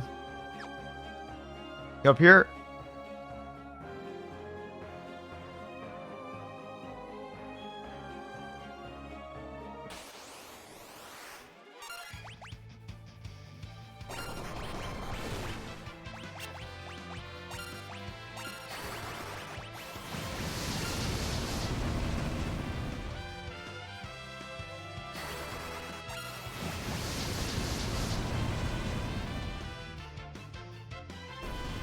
Nice.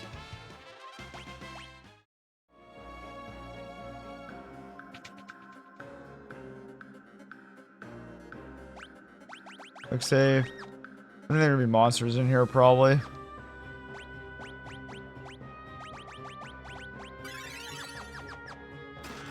Oh, Beast Killer, nice.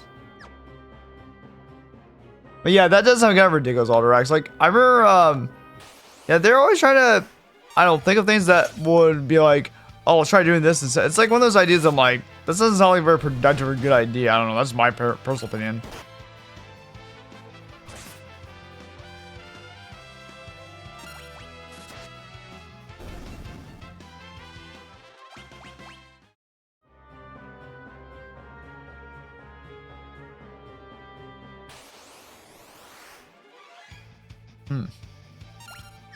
Actually,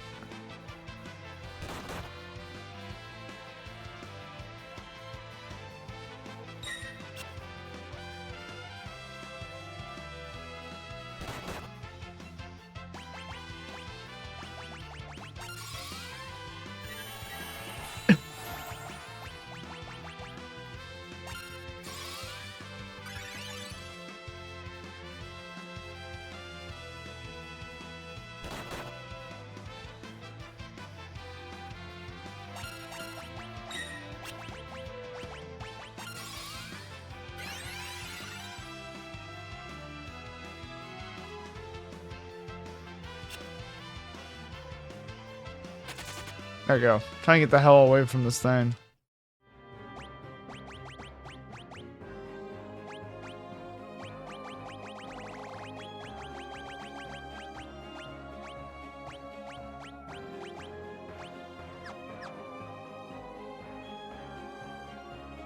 Oh shit.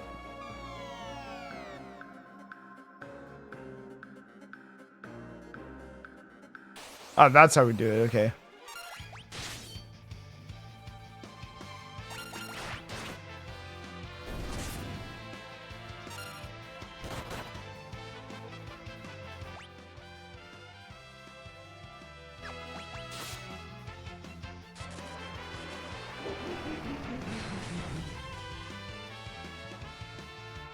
Oh shit.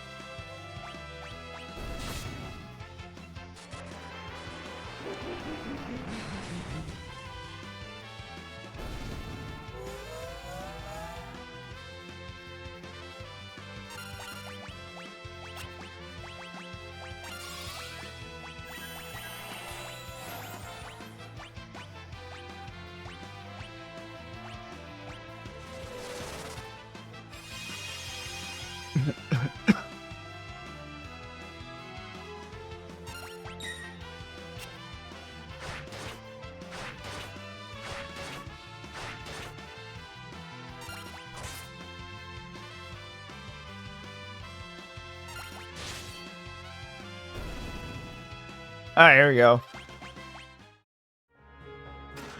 Crystal Helm, nice.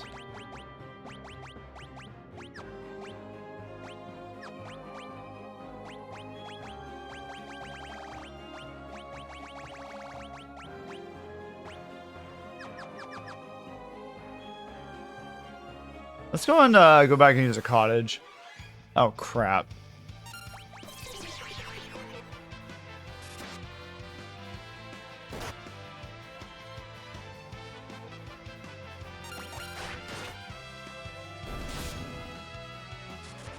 Oh, that's gonna heal him though.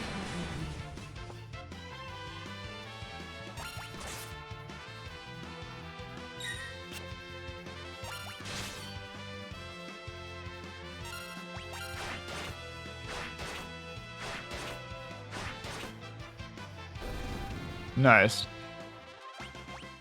Okay.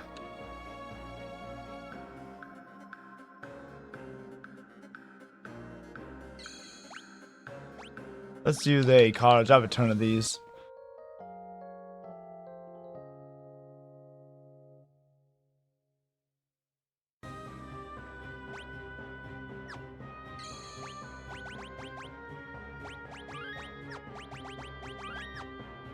Okay.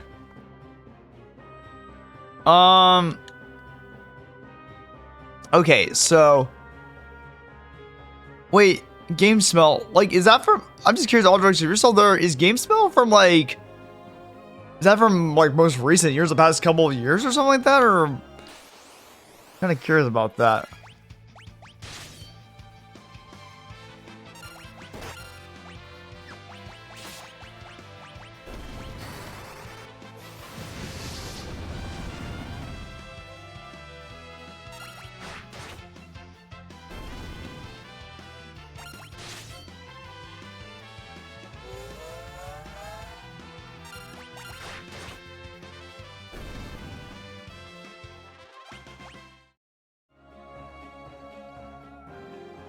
Okay, let's find passages. I'm gonna just run away from this thing because this thing has so much HP. There you go.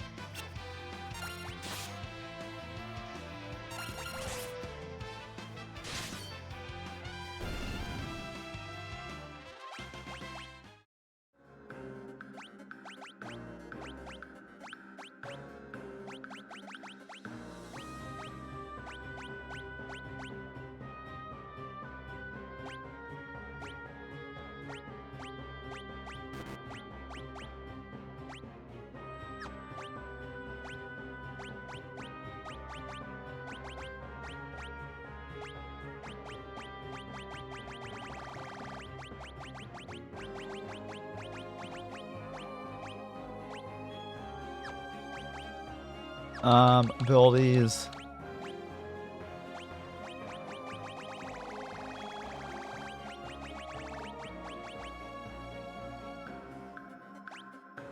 Find pits.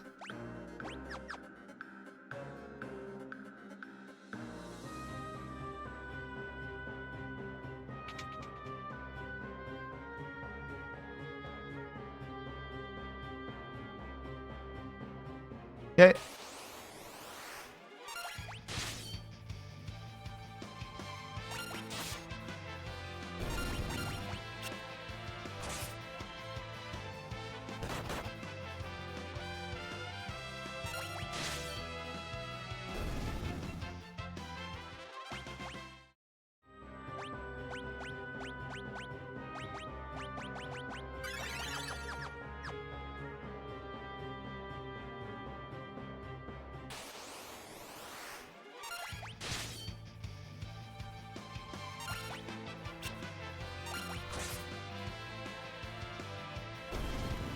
Nice, got him.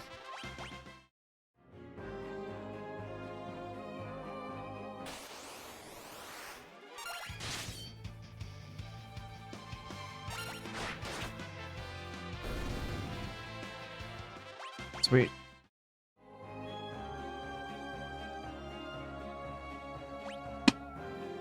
Oh man. Okay.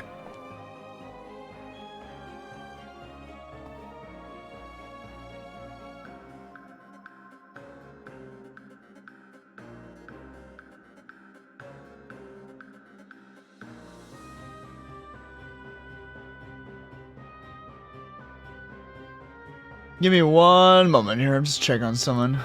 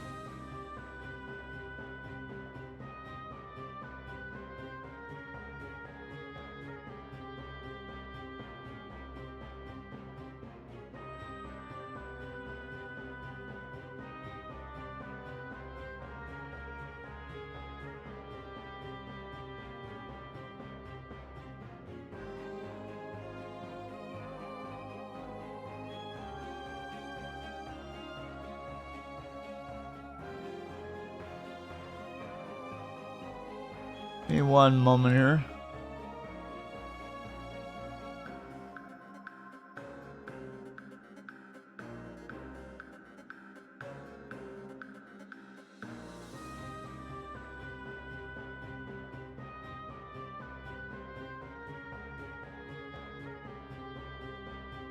Give me one moment here.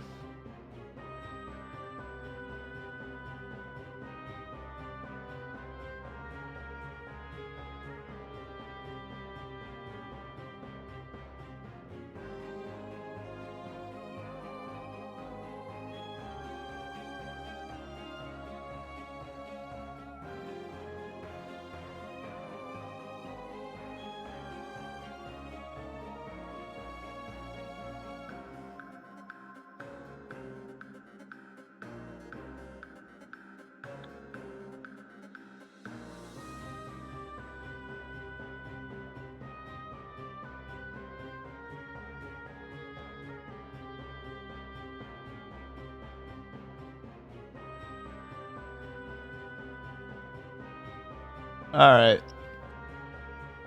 All right.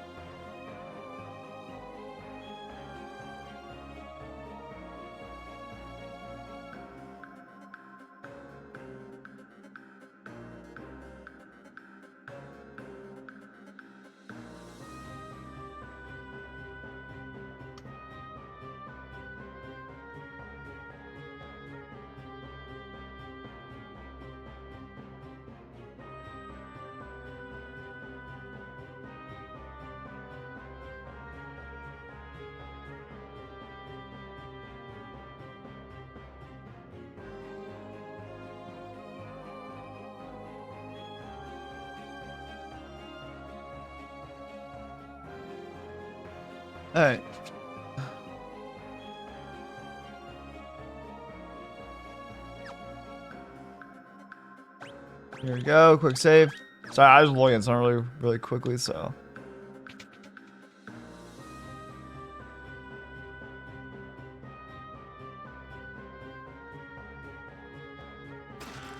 Ether, okay.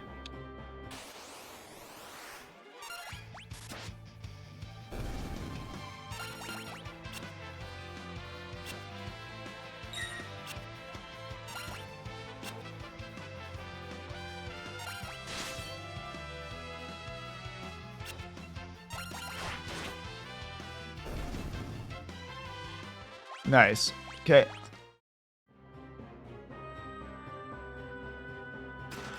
Dragon Vein.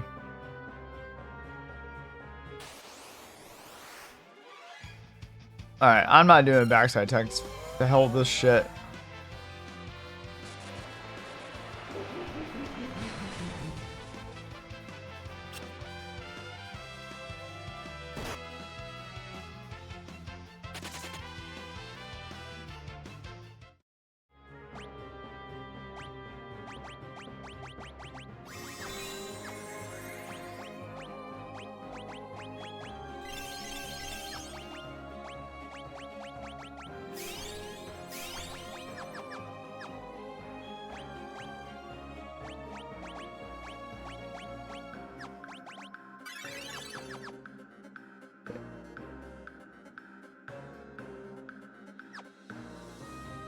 This way.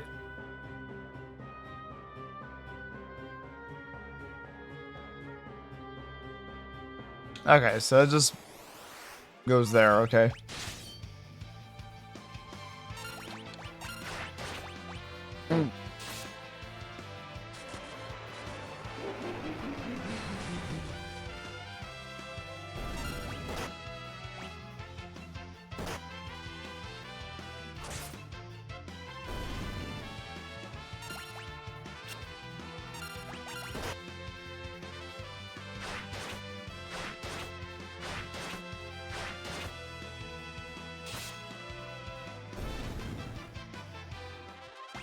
Very nice.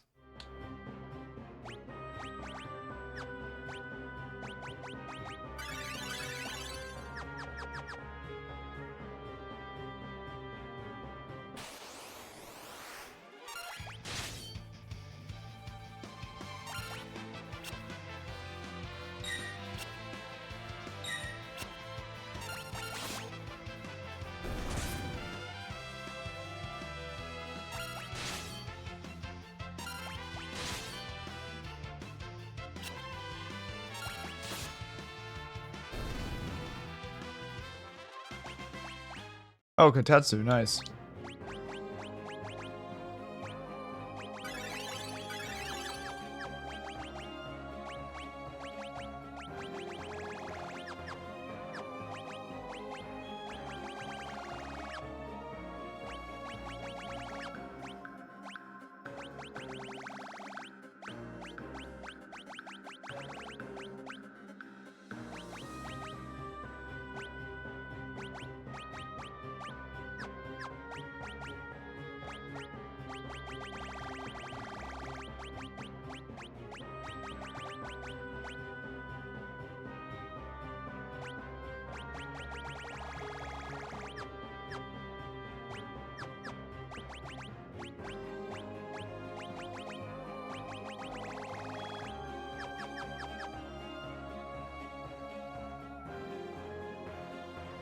Wait. I'm gonna save first.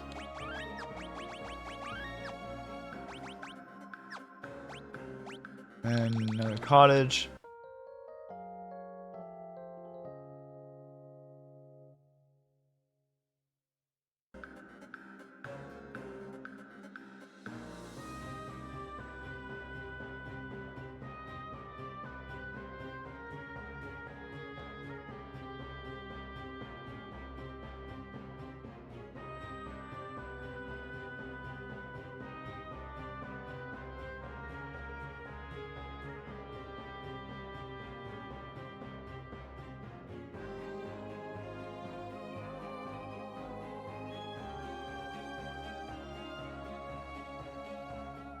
Oh, let me save one more time.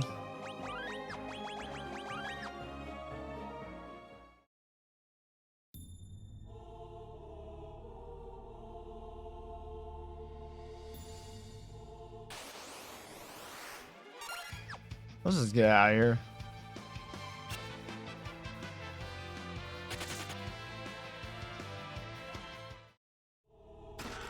Dark matter.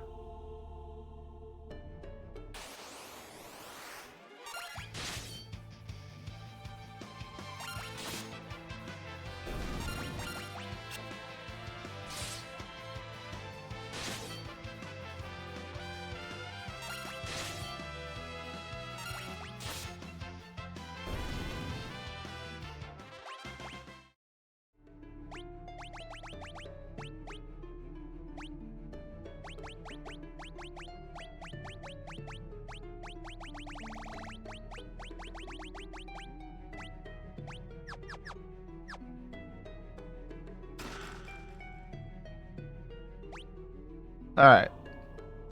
I need to be able to learn, from when to go Boston. I'm not sure. Okay, so he does Mind Blast. Okay.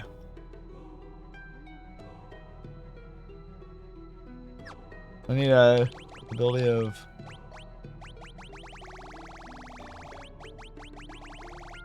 learn.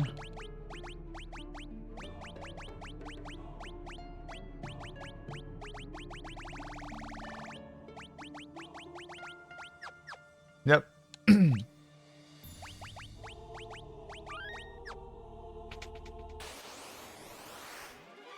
God damn it! Not, not this bullshit again.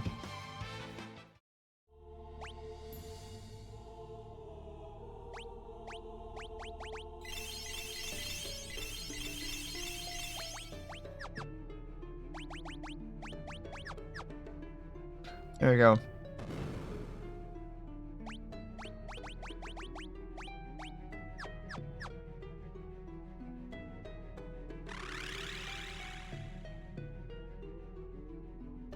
I was excited by the thought of what words could have made this hard, but you're just a bunch of sniffling toddlers. Oh, sorry, babes. I'm sending you to all your graves. Oh, is that right?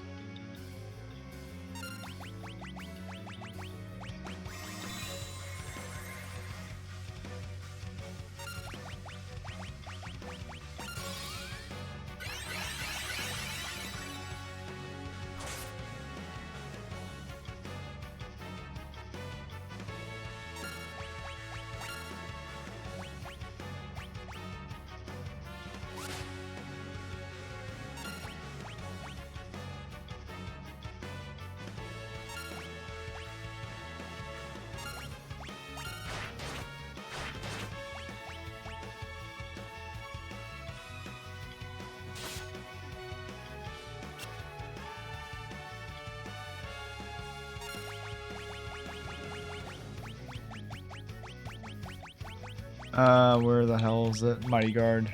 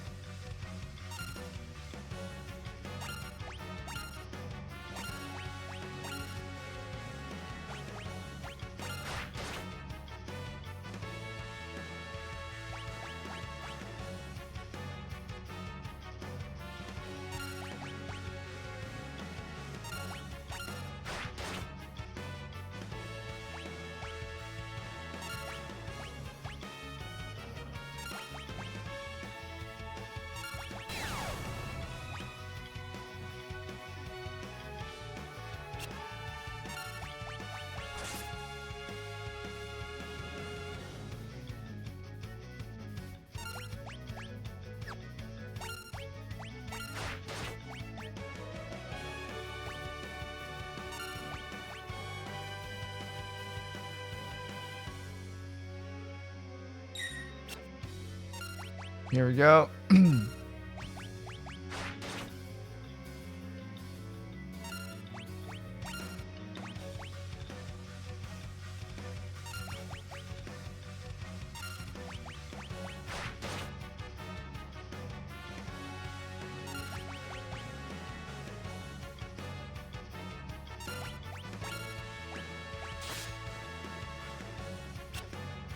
All right.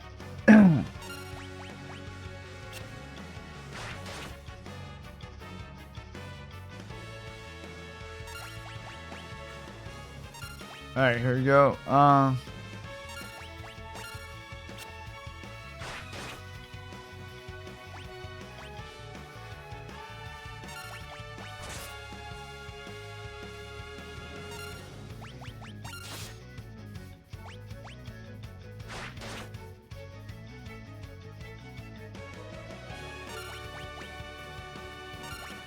Okay, here we go.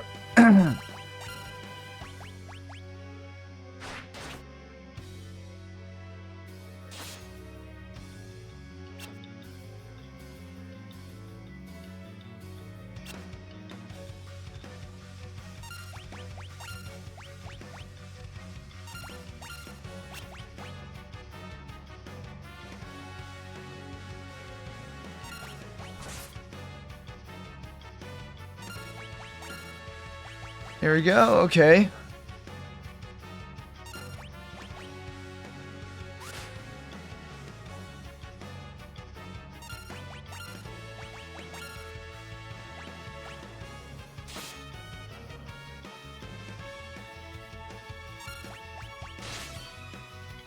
Very nice.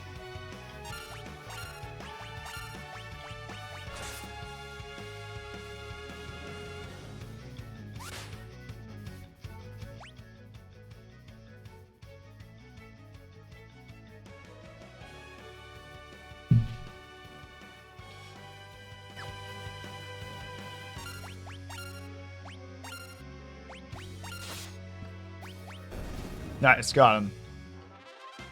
Learn Mind Blast. Hell yeah, let's go. Obtain the second tablet. Awesome.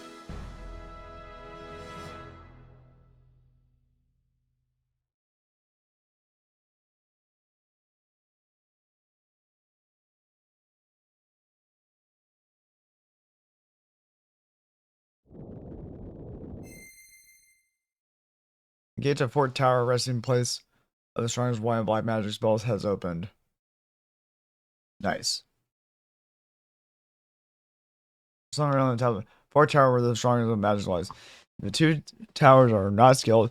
Both spells removed in unison. Both shall be destroyed, and the tower rends asunder. Okay.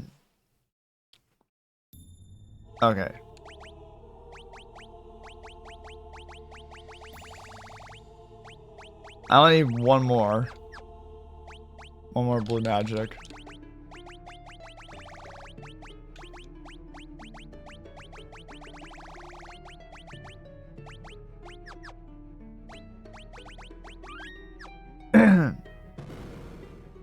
So, gonna do this. Save. Okay. Item use cottage. I'll probably play for like another like hour or so, or 50 minutes, probably, until I'm gonna call for the time being, because I do have a call I need to take at around 12:30, so, and then I'll probably be back again around a little bit later today, but I gotta take care of some stuff first. Excuse me.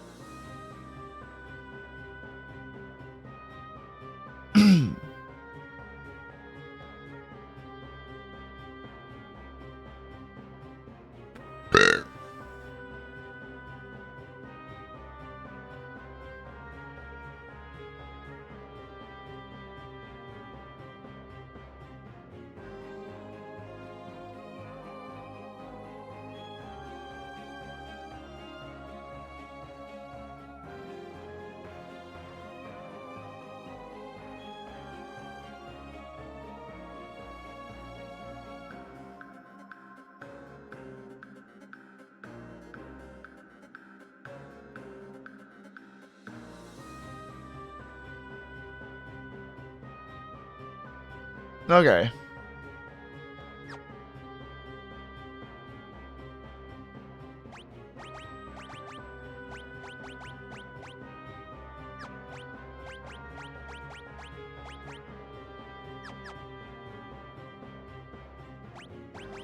Time magic, I think, right?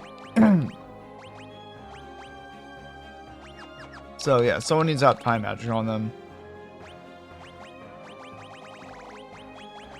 Time magic. Teleport.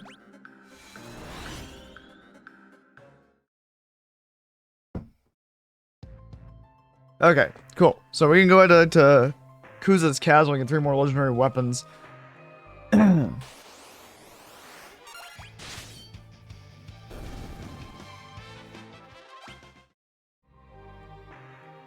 Okay.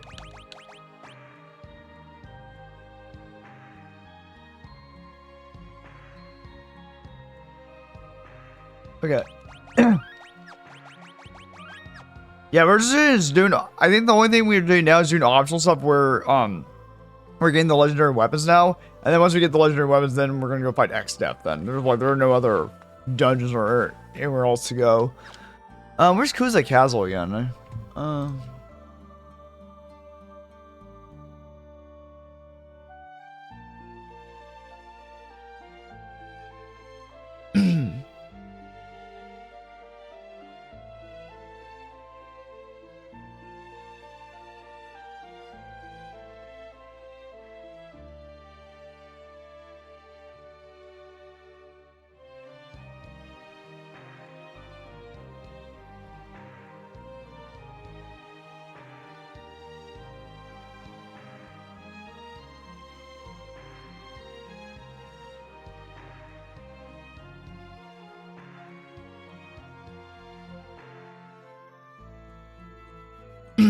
Okay, so sealed. Also, Kuzar. Is that where we need to go? I think so.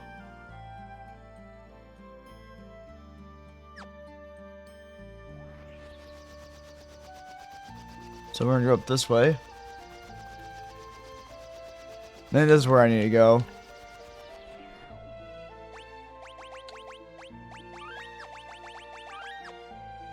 There you go.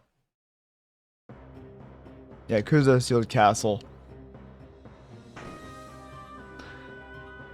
Let's go and get the next weapons.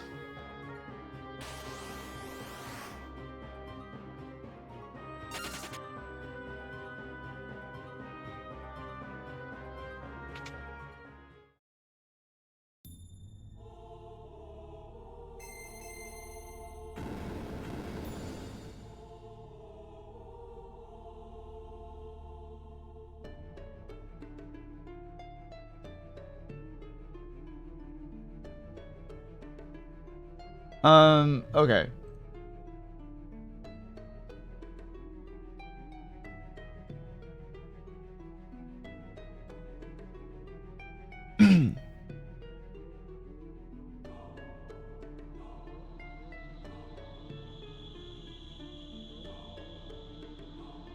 um.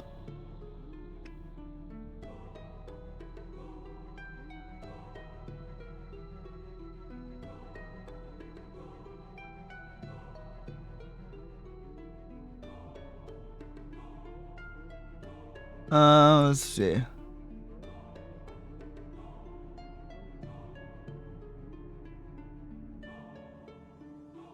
Okay, let's see what we got here.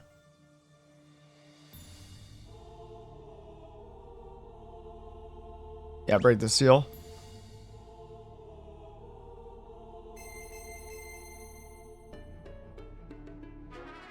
Got that Excalibur, nice.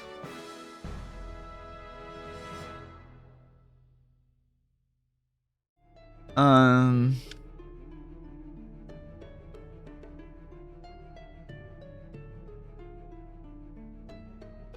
Pulls hard. Yeah, let's break this.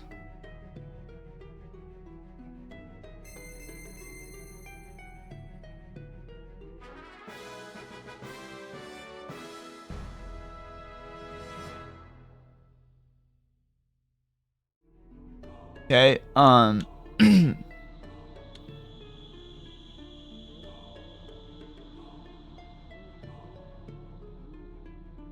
Do this one too.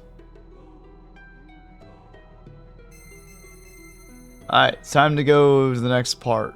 I mean, it's time to go to the next area to get another tablet.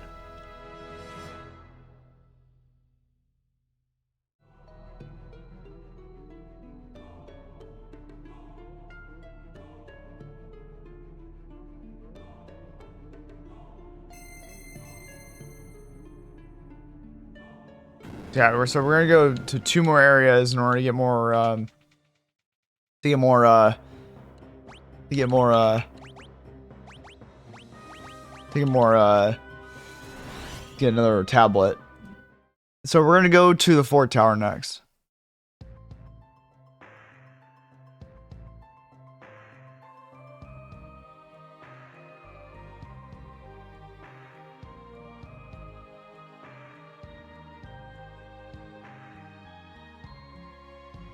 Okay.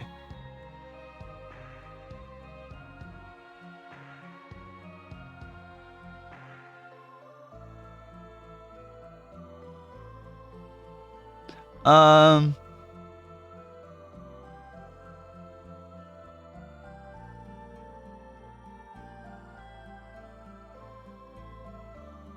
All right, so.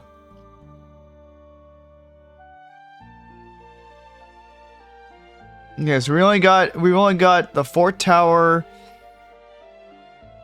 Um.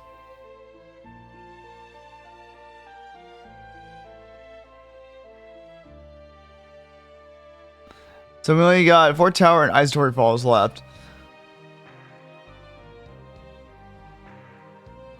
And then just the Phoenix Tower and the North Mountain. No, we're not too far up from finishing this game, so we're gonna go Fort Tower next. We're almost done with it. We're getting there. Yeah, we're almost there. I'll probably not this stream, but like probably maybe the next stream or whenever it is, I'll probably be able to finish this off. So, where's the fort tower located at?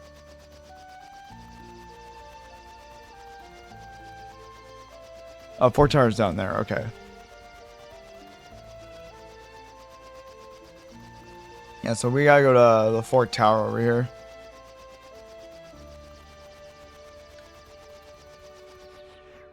There you go. And then basically we're just gonna go through this. Let's see.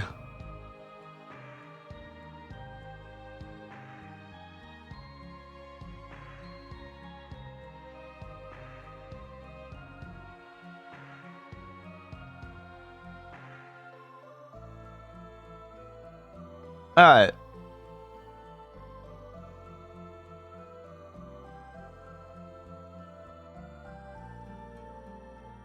Where do you get the last blue magic at? Oh, roulette. So I think roulette's the only blue magic I need left, right? Unless I already have it. No, I think roulette's the only one I need left. Roulette is from Phoenix Tower.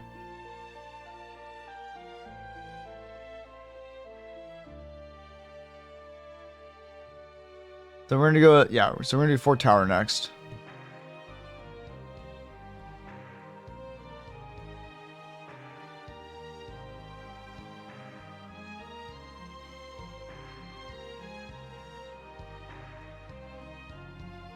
Okay.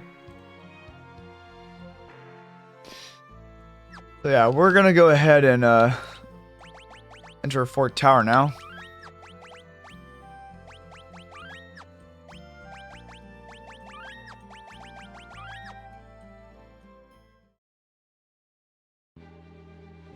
Yeah, that was the bear. There was a bear right there that prevented us from entering before, so. That was said that the two spells have to be taken at the center or the towers will fall down.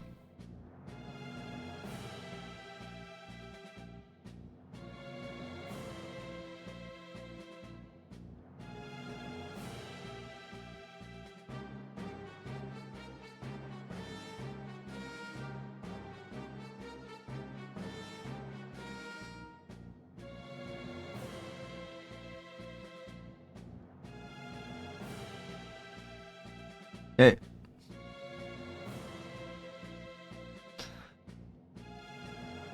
Guess we just split up then.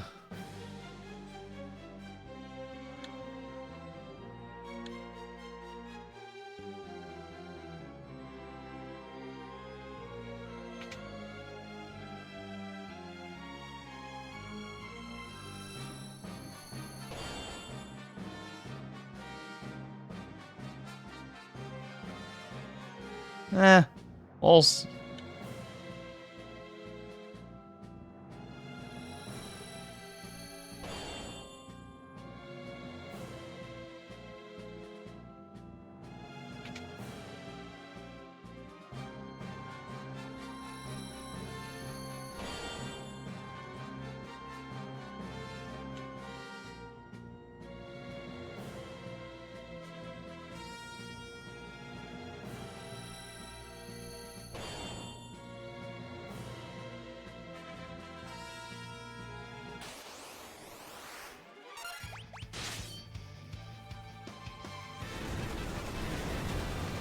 Oh, jeez.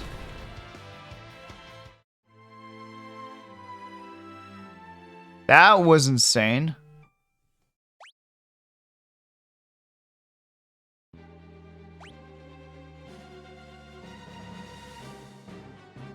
Give me 1 second here.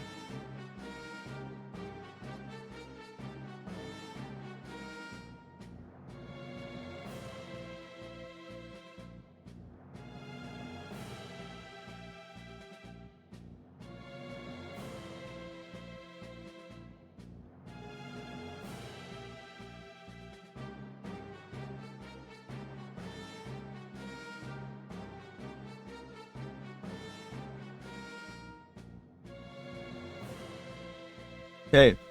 Yeah, that was quite something.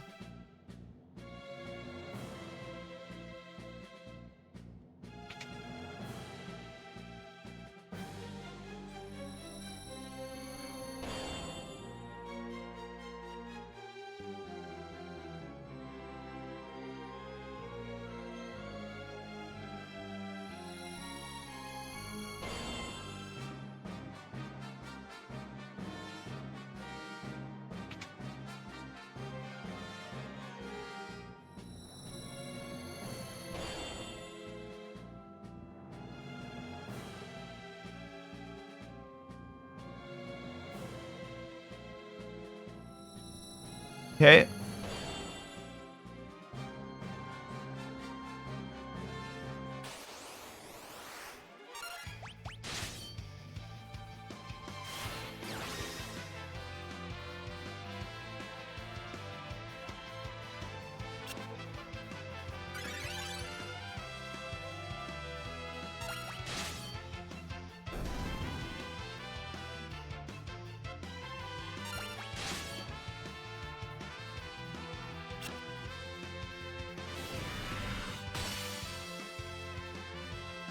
Okay.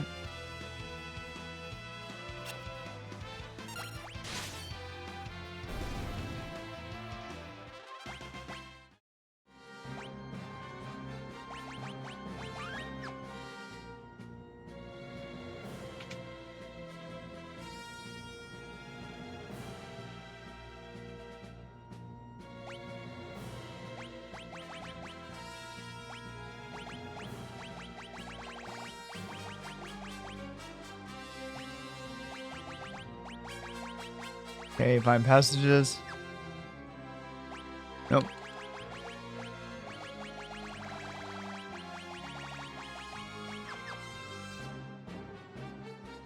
Okay. What does this say?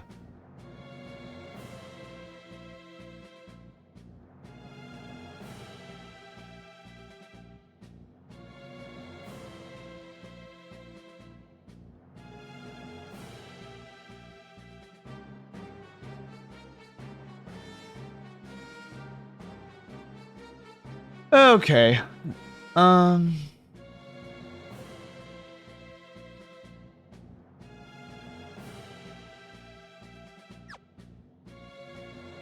Let's wait.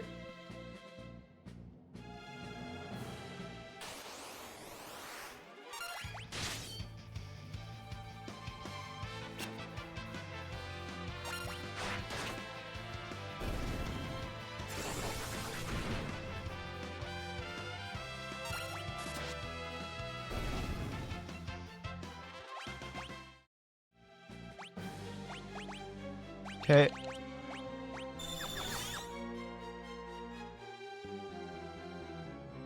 Okay,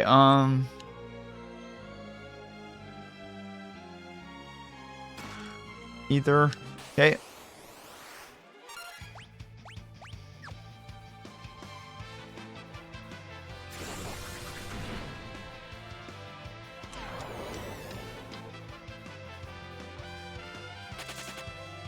Yeah, we're getting the hell out of here. That meteor, though, is like gonna be a pain in the ass.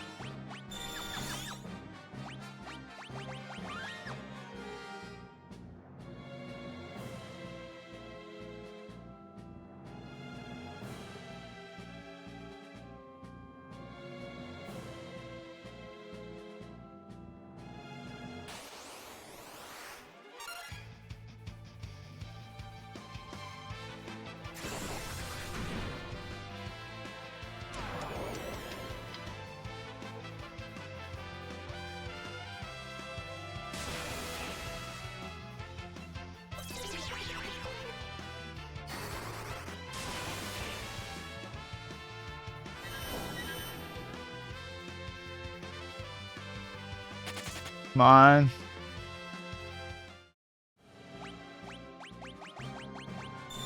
Nice.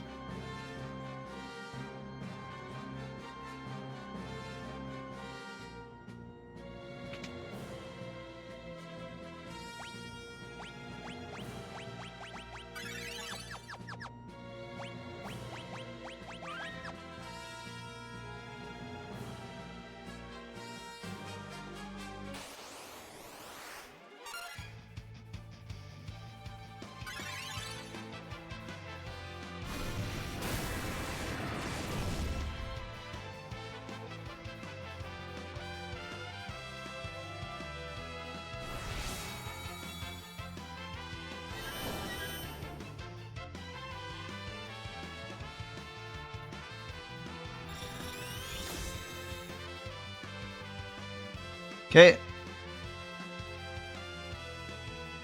Once I get this battle, I'm actually gonna go and make someone to eat.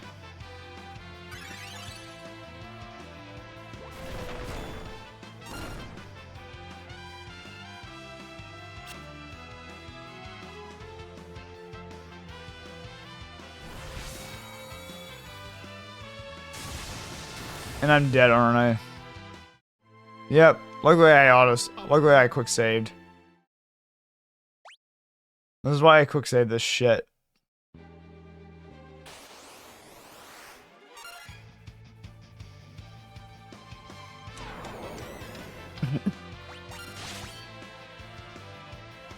Oh, that's why you don't attack him head on. Yeah, that's why you don't attack him head on.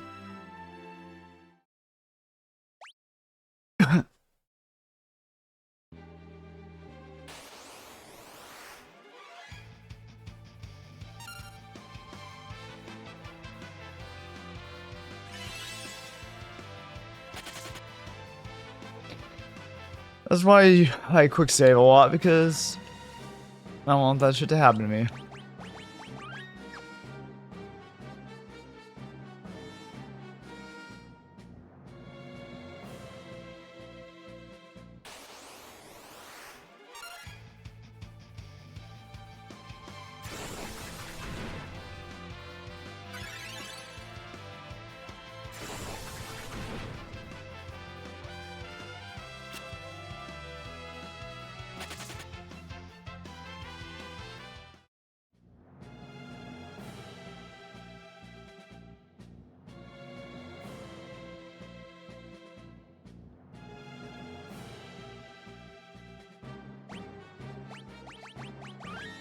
Before I continue, I'm actually gonna get a little bit of a bit of some breakfast, and then I'll play for like another 35 to 40 minutes before I continue.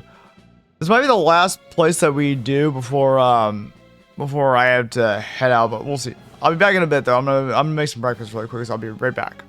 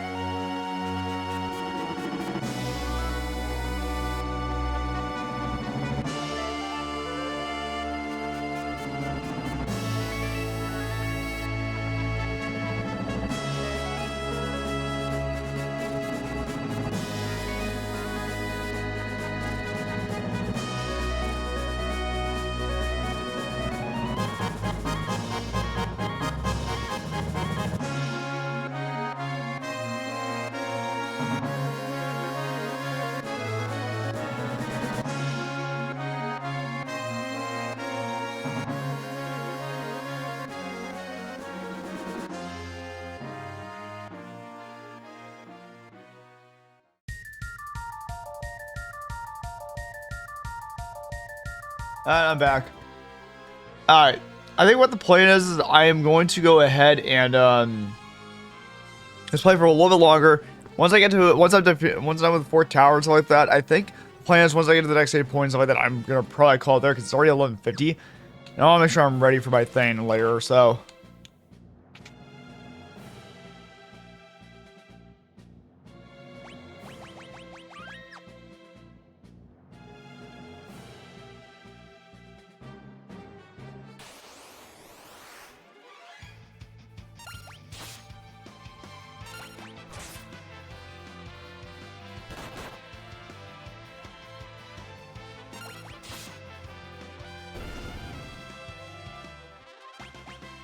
Nice.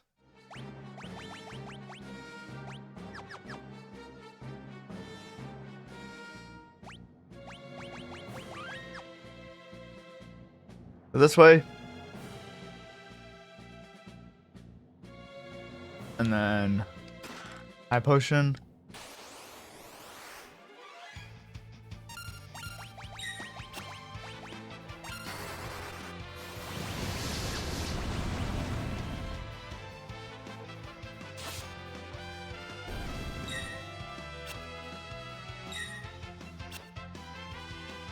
Excuse me again, sorry.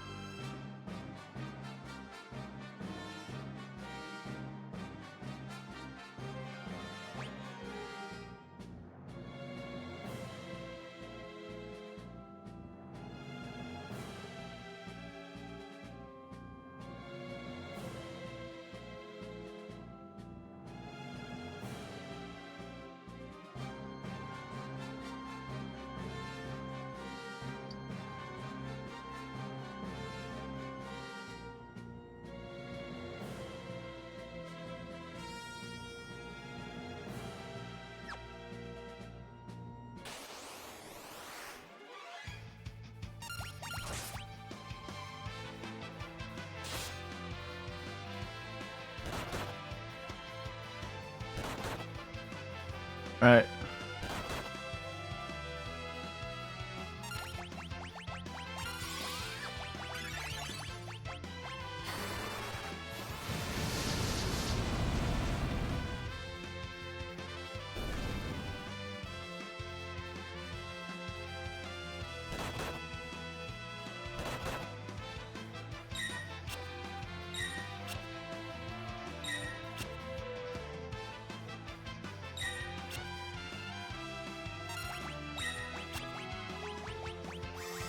There we go.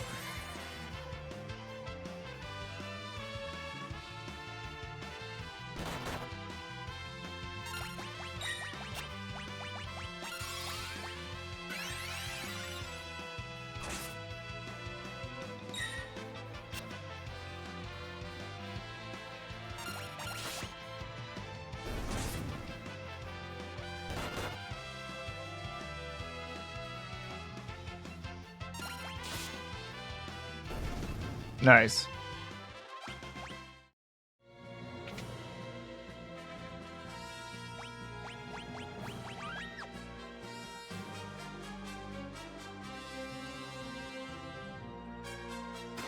Defender, okay.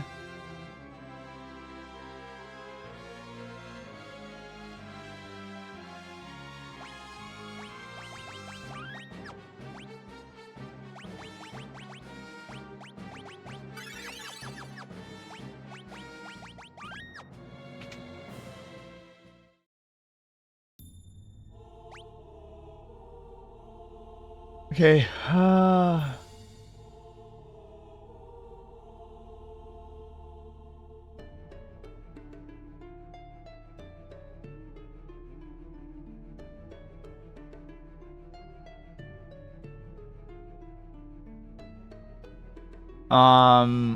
Carmichael helps a lot. Okay.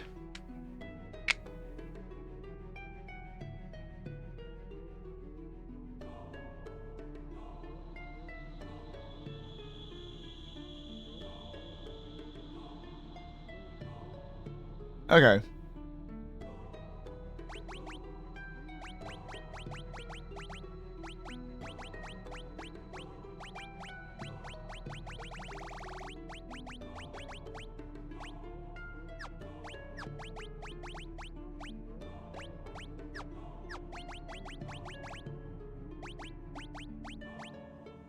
I do have Carbuncle. Nice.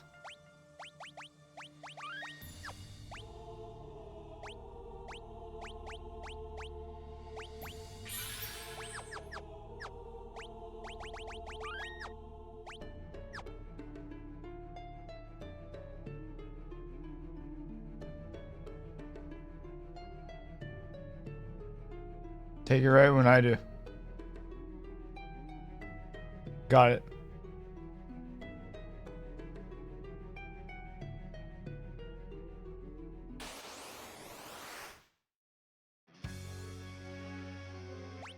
Wait, what the?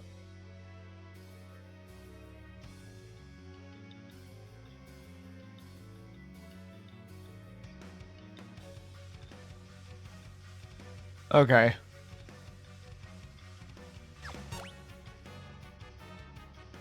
That is... Never mind. Okay.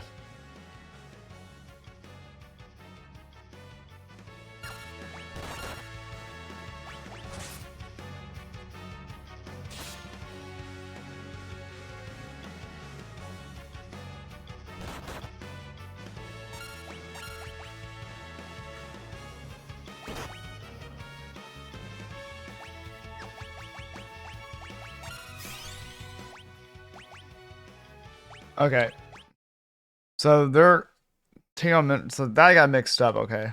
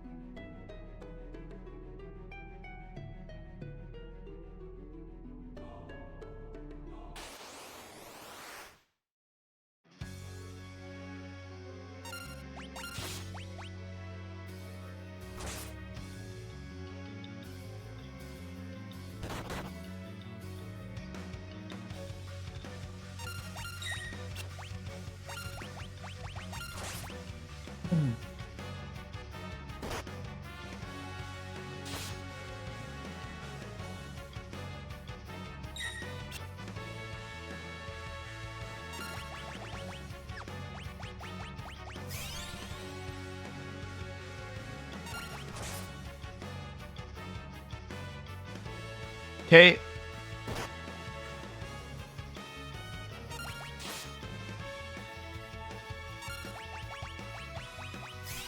Nice.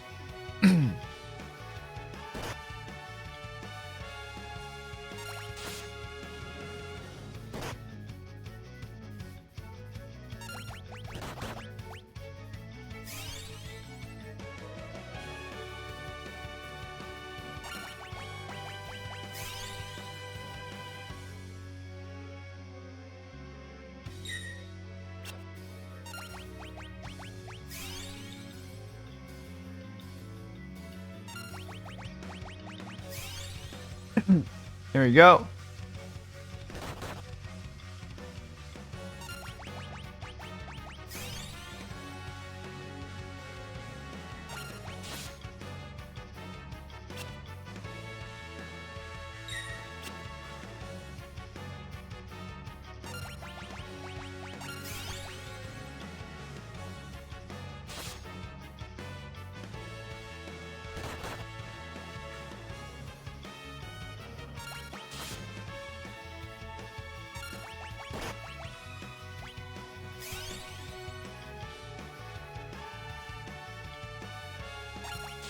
There we go.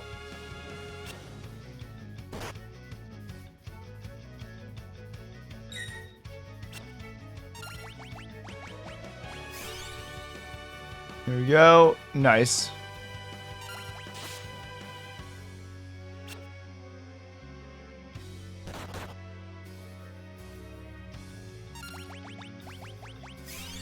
I'm gonna have to get more high potions after this. I'm thinking probably after we're done with Fort Tower, I'm definitely gonna have to call it because I got a call I gotta take in about 30 minutes.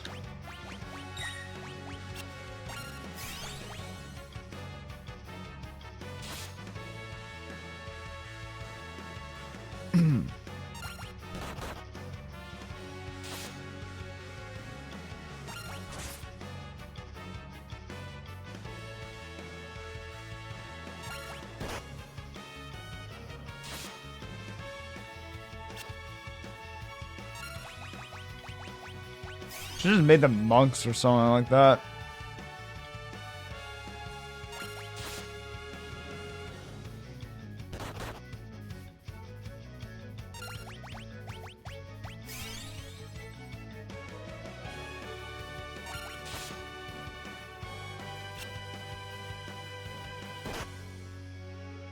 Oh shit.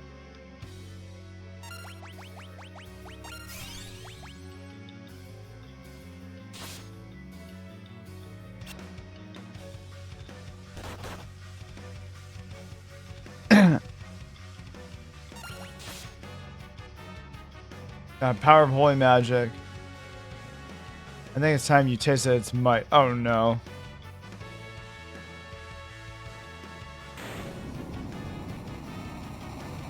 I defeated him, nice.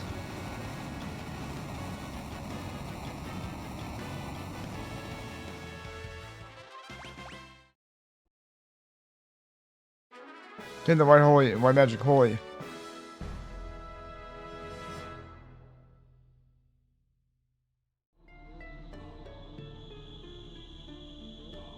No, take it quick, the whole tower will blow.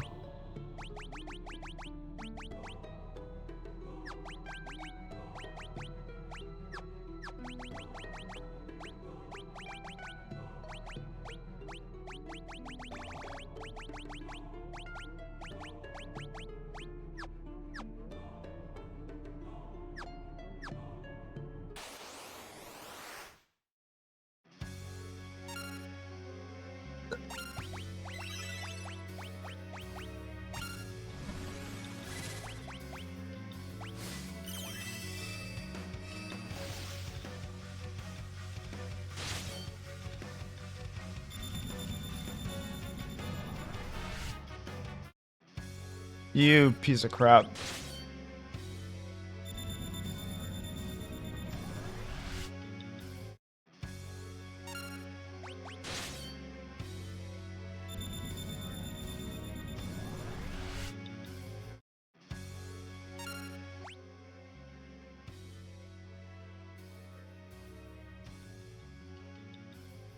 Okay, he's just gonna keep doing that, okay.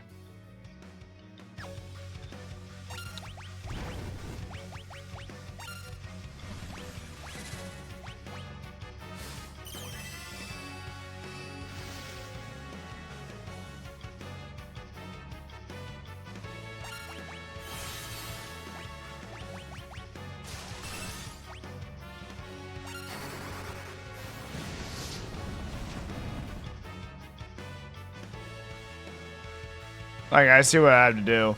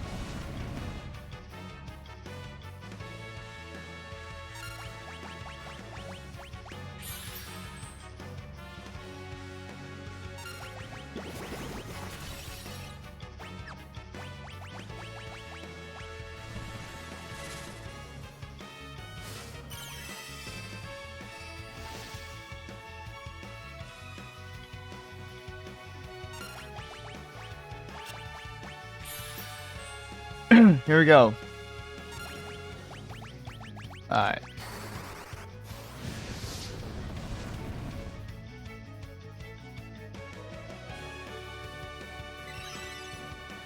I ain't gonna help him.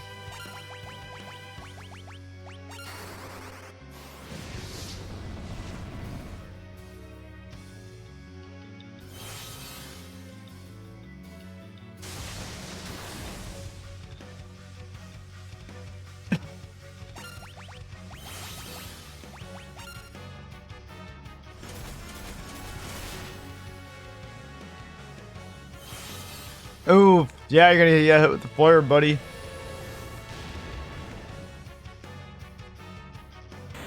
Nice. He took himself out. I love it.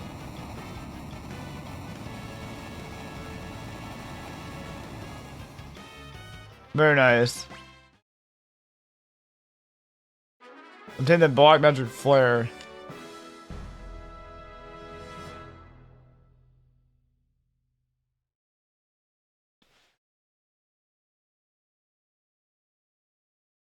The tower is disappearing. Okay,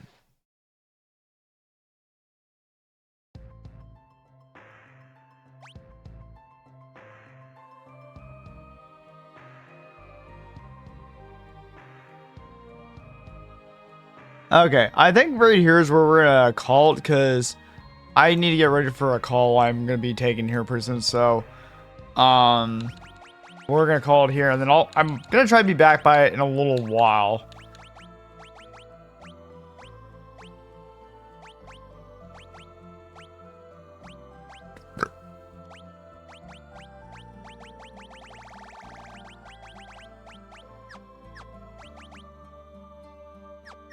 So we're gonna go ahead and save here. Yeah, save here. And I'm gonna call it here for the time being. Sorry for this sort of short stream. I'm gonna be trying to be back in a little while, a little bit later today. After I'm done with my call, then I just need to do a couple things. So I gotta do that, and then I'm gonna probably try to aim to maybe a little bit later tonight, or maybe a little bit later on in the afternoon. Go ahead and stream for a little while longer. I'll play more FF5. I'm thinking we may try to finish this game today. We'll see. I only have to get 2 more tablets, and then we're gonna go and then do a couple other things, and then we're going to the end game. So we might try to finish this today, and if we can, that was great. And then I can move on to Kingdom Hearts 3 then. But yeah, let's go raid someone. I'm gonna leave all this stuff up. I'm gonna leave some of this stuff up just for the time being. Once I come back to, but yeah, I need to get going for the time being because I got a call here in a little bit I gotta take. So, thank you all for being here. Let's go raid someone. First serve for followers only. Fourth one's for sub. Just copy and paste it. Let's go see who's online right now and go show them some love. Let's go ahead and see who's online right now.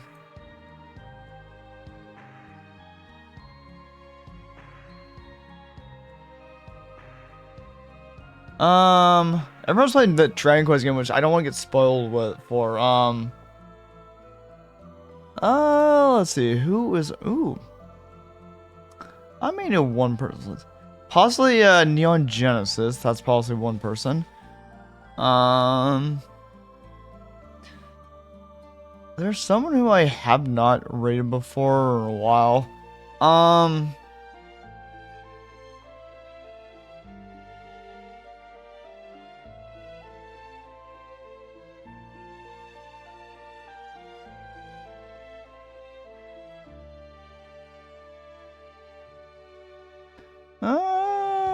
Let's see.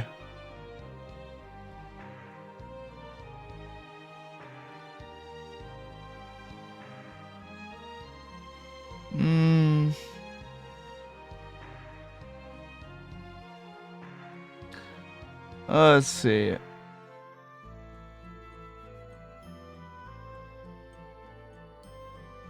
Let's go ahead and raid. I'm gonna go raid Kyra Bears. I don't get to raid her. She's playing Ghost of Tsushima right now. I don't get to raid her that often. She's playing Ghost of Tsushima. I'm gonna. Oh yeah, Kira. Yeah, Kira berries. But yeah, I'm going to raid her because I don't get to raid her that often. She's playing Ghost of Tsushima right now. So I'm gonna show her some raid love. Yeah, this is who we're gonna go raid.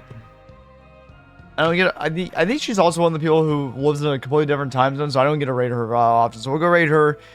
So yeah, once I'm out of the ad for this, then I'll go and send her the raid love. She's playing Ghost of Tsushima. Very cool person. I've raided her a few times in the past. She's very kind. She's a very nice person. I think she's in one of the European time zones. But yeah, let's go show her some love. Thank you all for being here. I appreciate it. I'm gonna try being back on later today. Later today, and maybe possibly finish this game. We'll see. So raid Hero Berries. Cause then yeah, in a little bit I have to get ready for a call. So let's go raid her.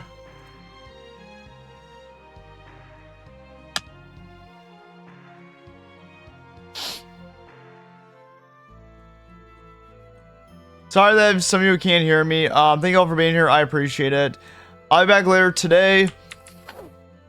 With more FF5 Pixel Remaster. Maybe we'll try to finish the game later today. If not, we'll maybe finish it tomorrow morning. We'll see. Don't know. Thank you all for being here. I appreciate it. Let's go ahead. I would wait till the ad is done, but I'm kind of in a slight hurry here. But yeah, thank you all for being here. I appreciate it. I'm gonna go ahead and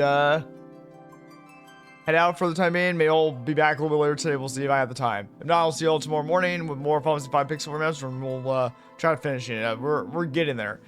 This is Mug Zero sign out. Thank you all for being here. I appreciate it. Let's go send Kira some love, shall we? Alright, see you all next time. Bye.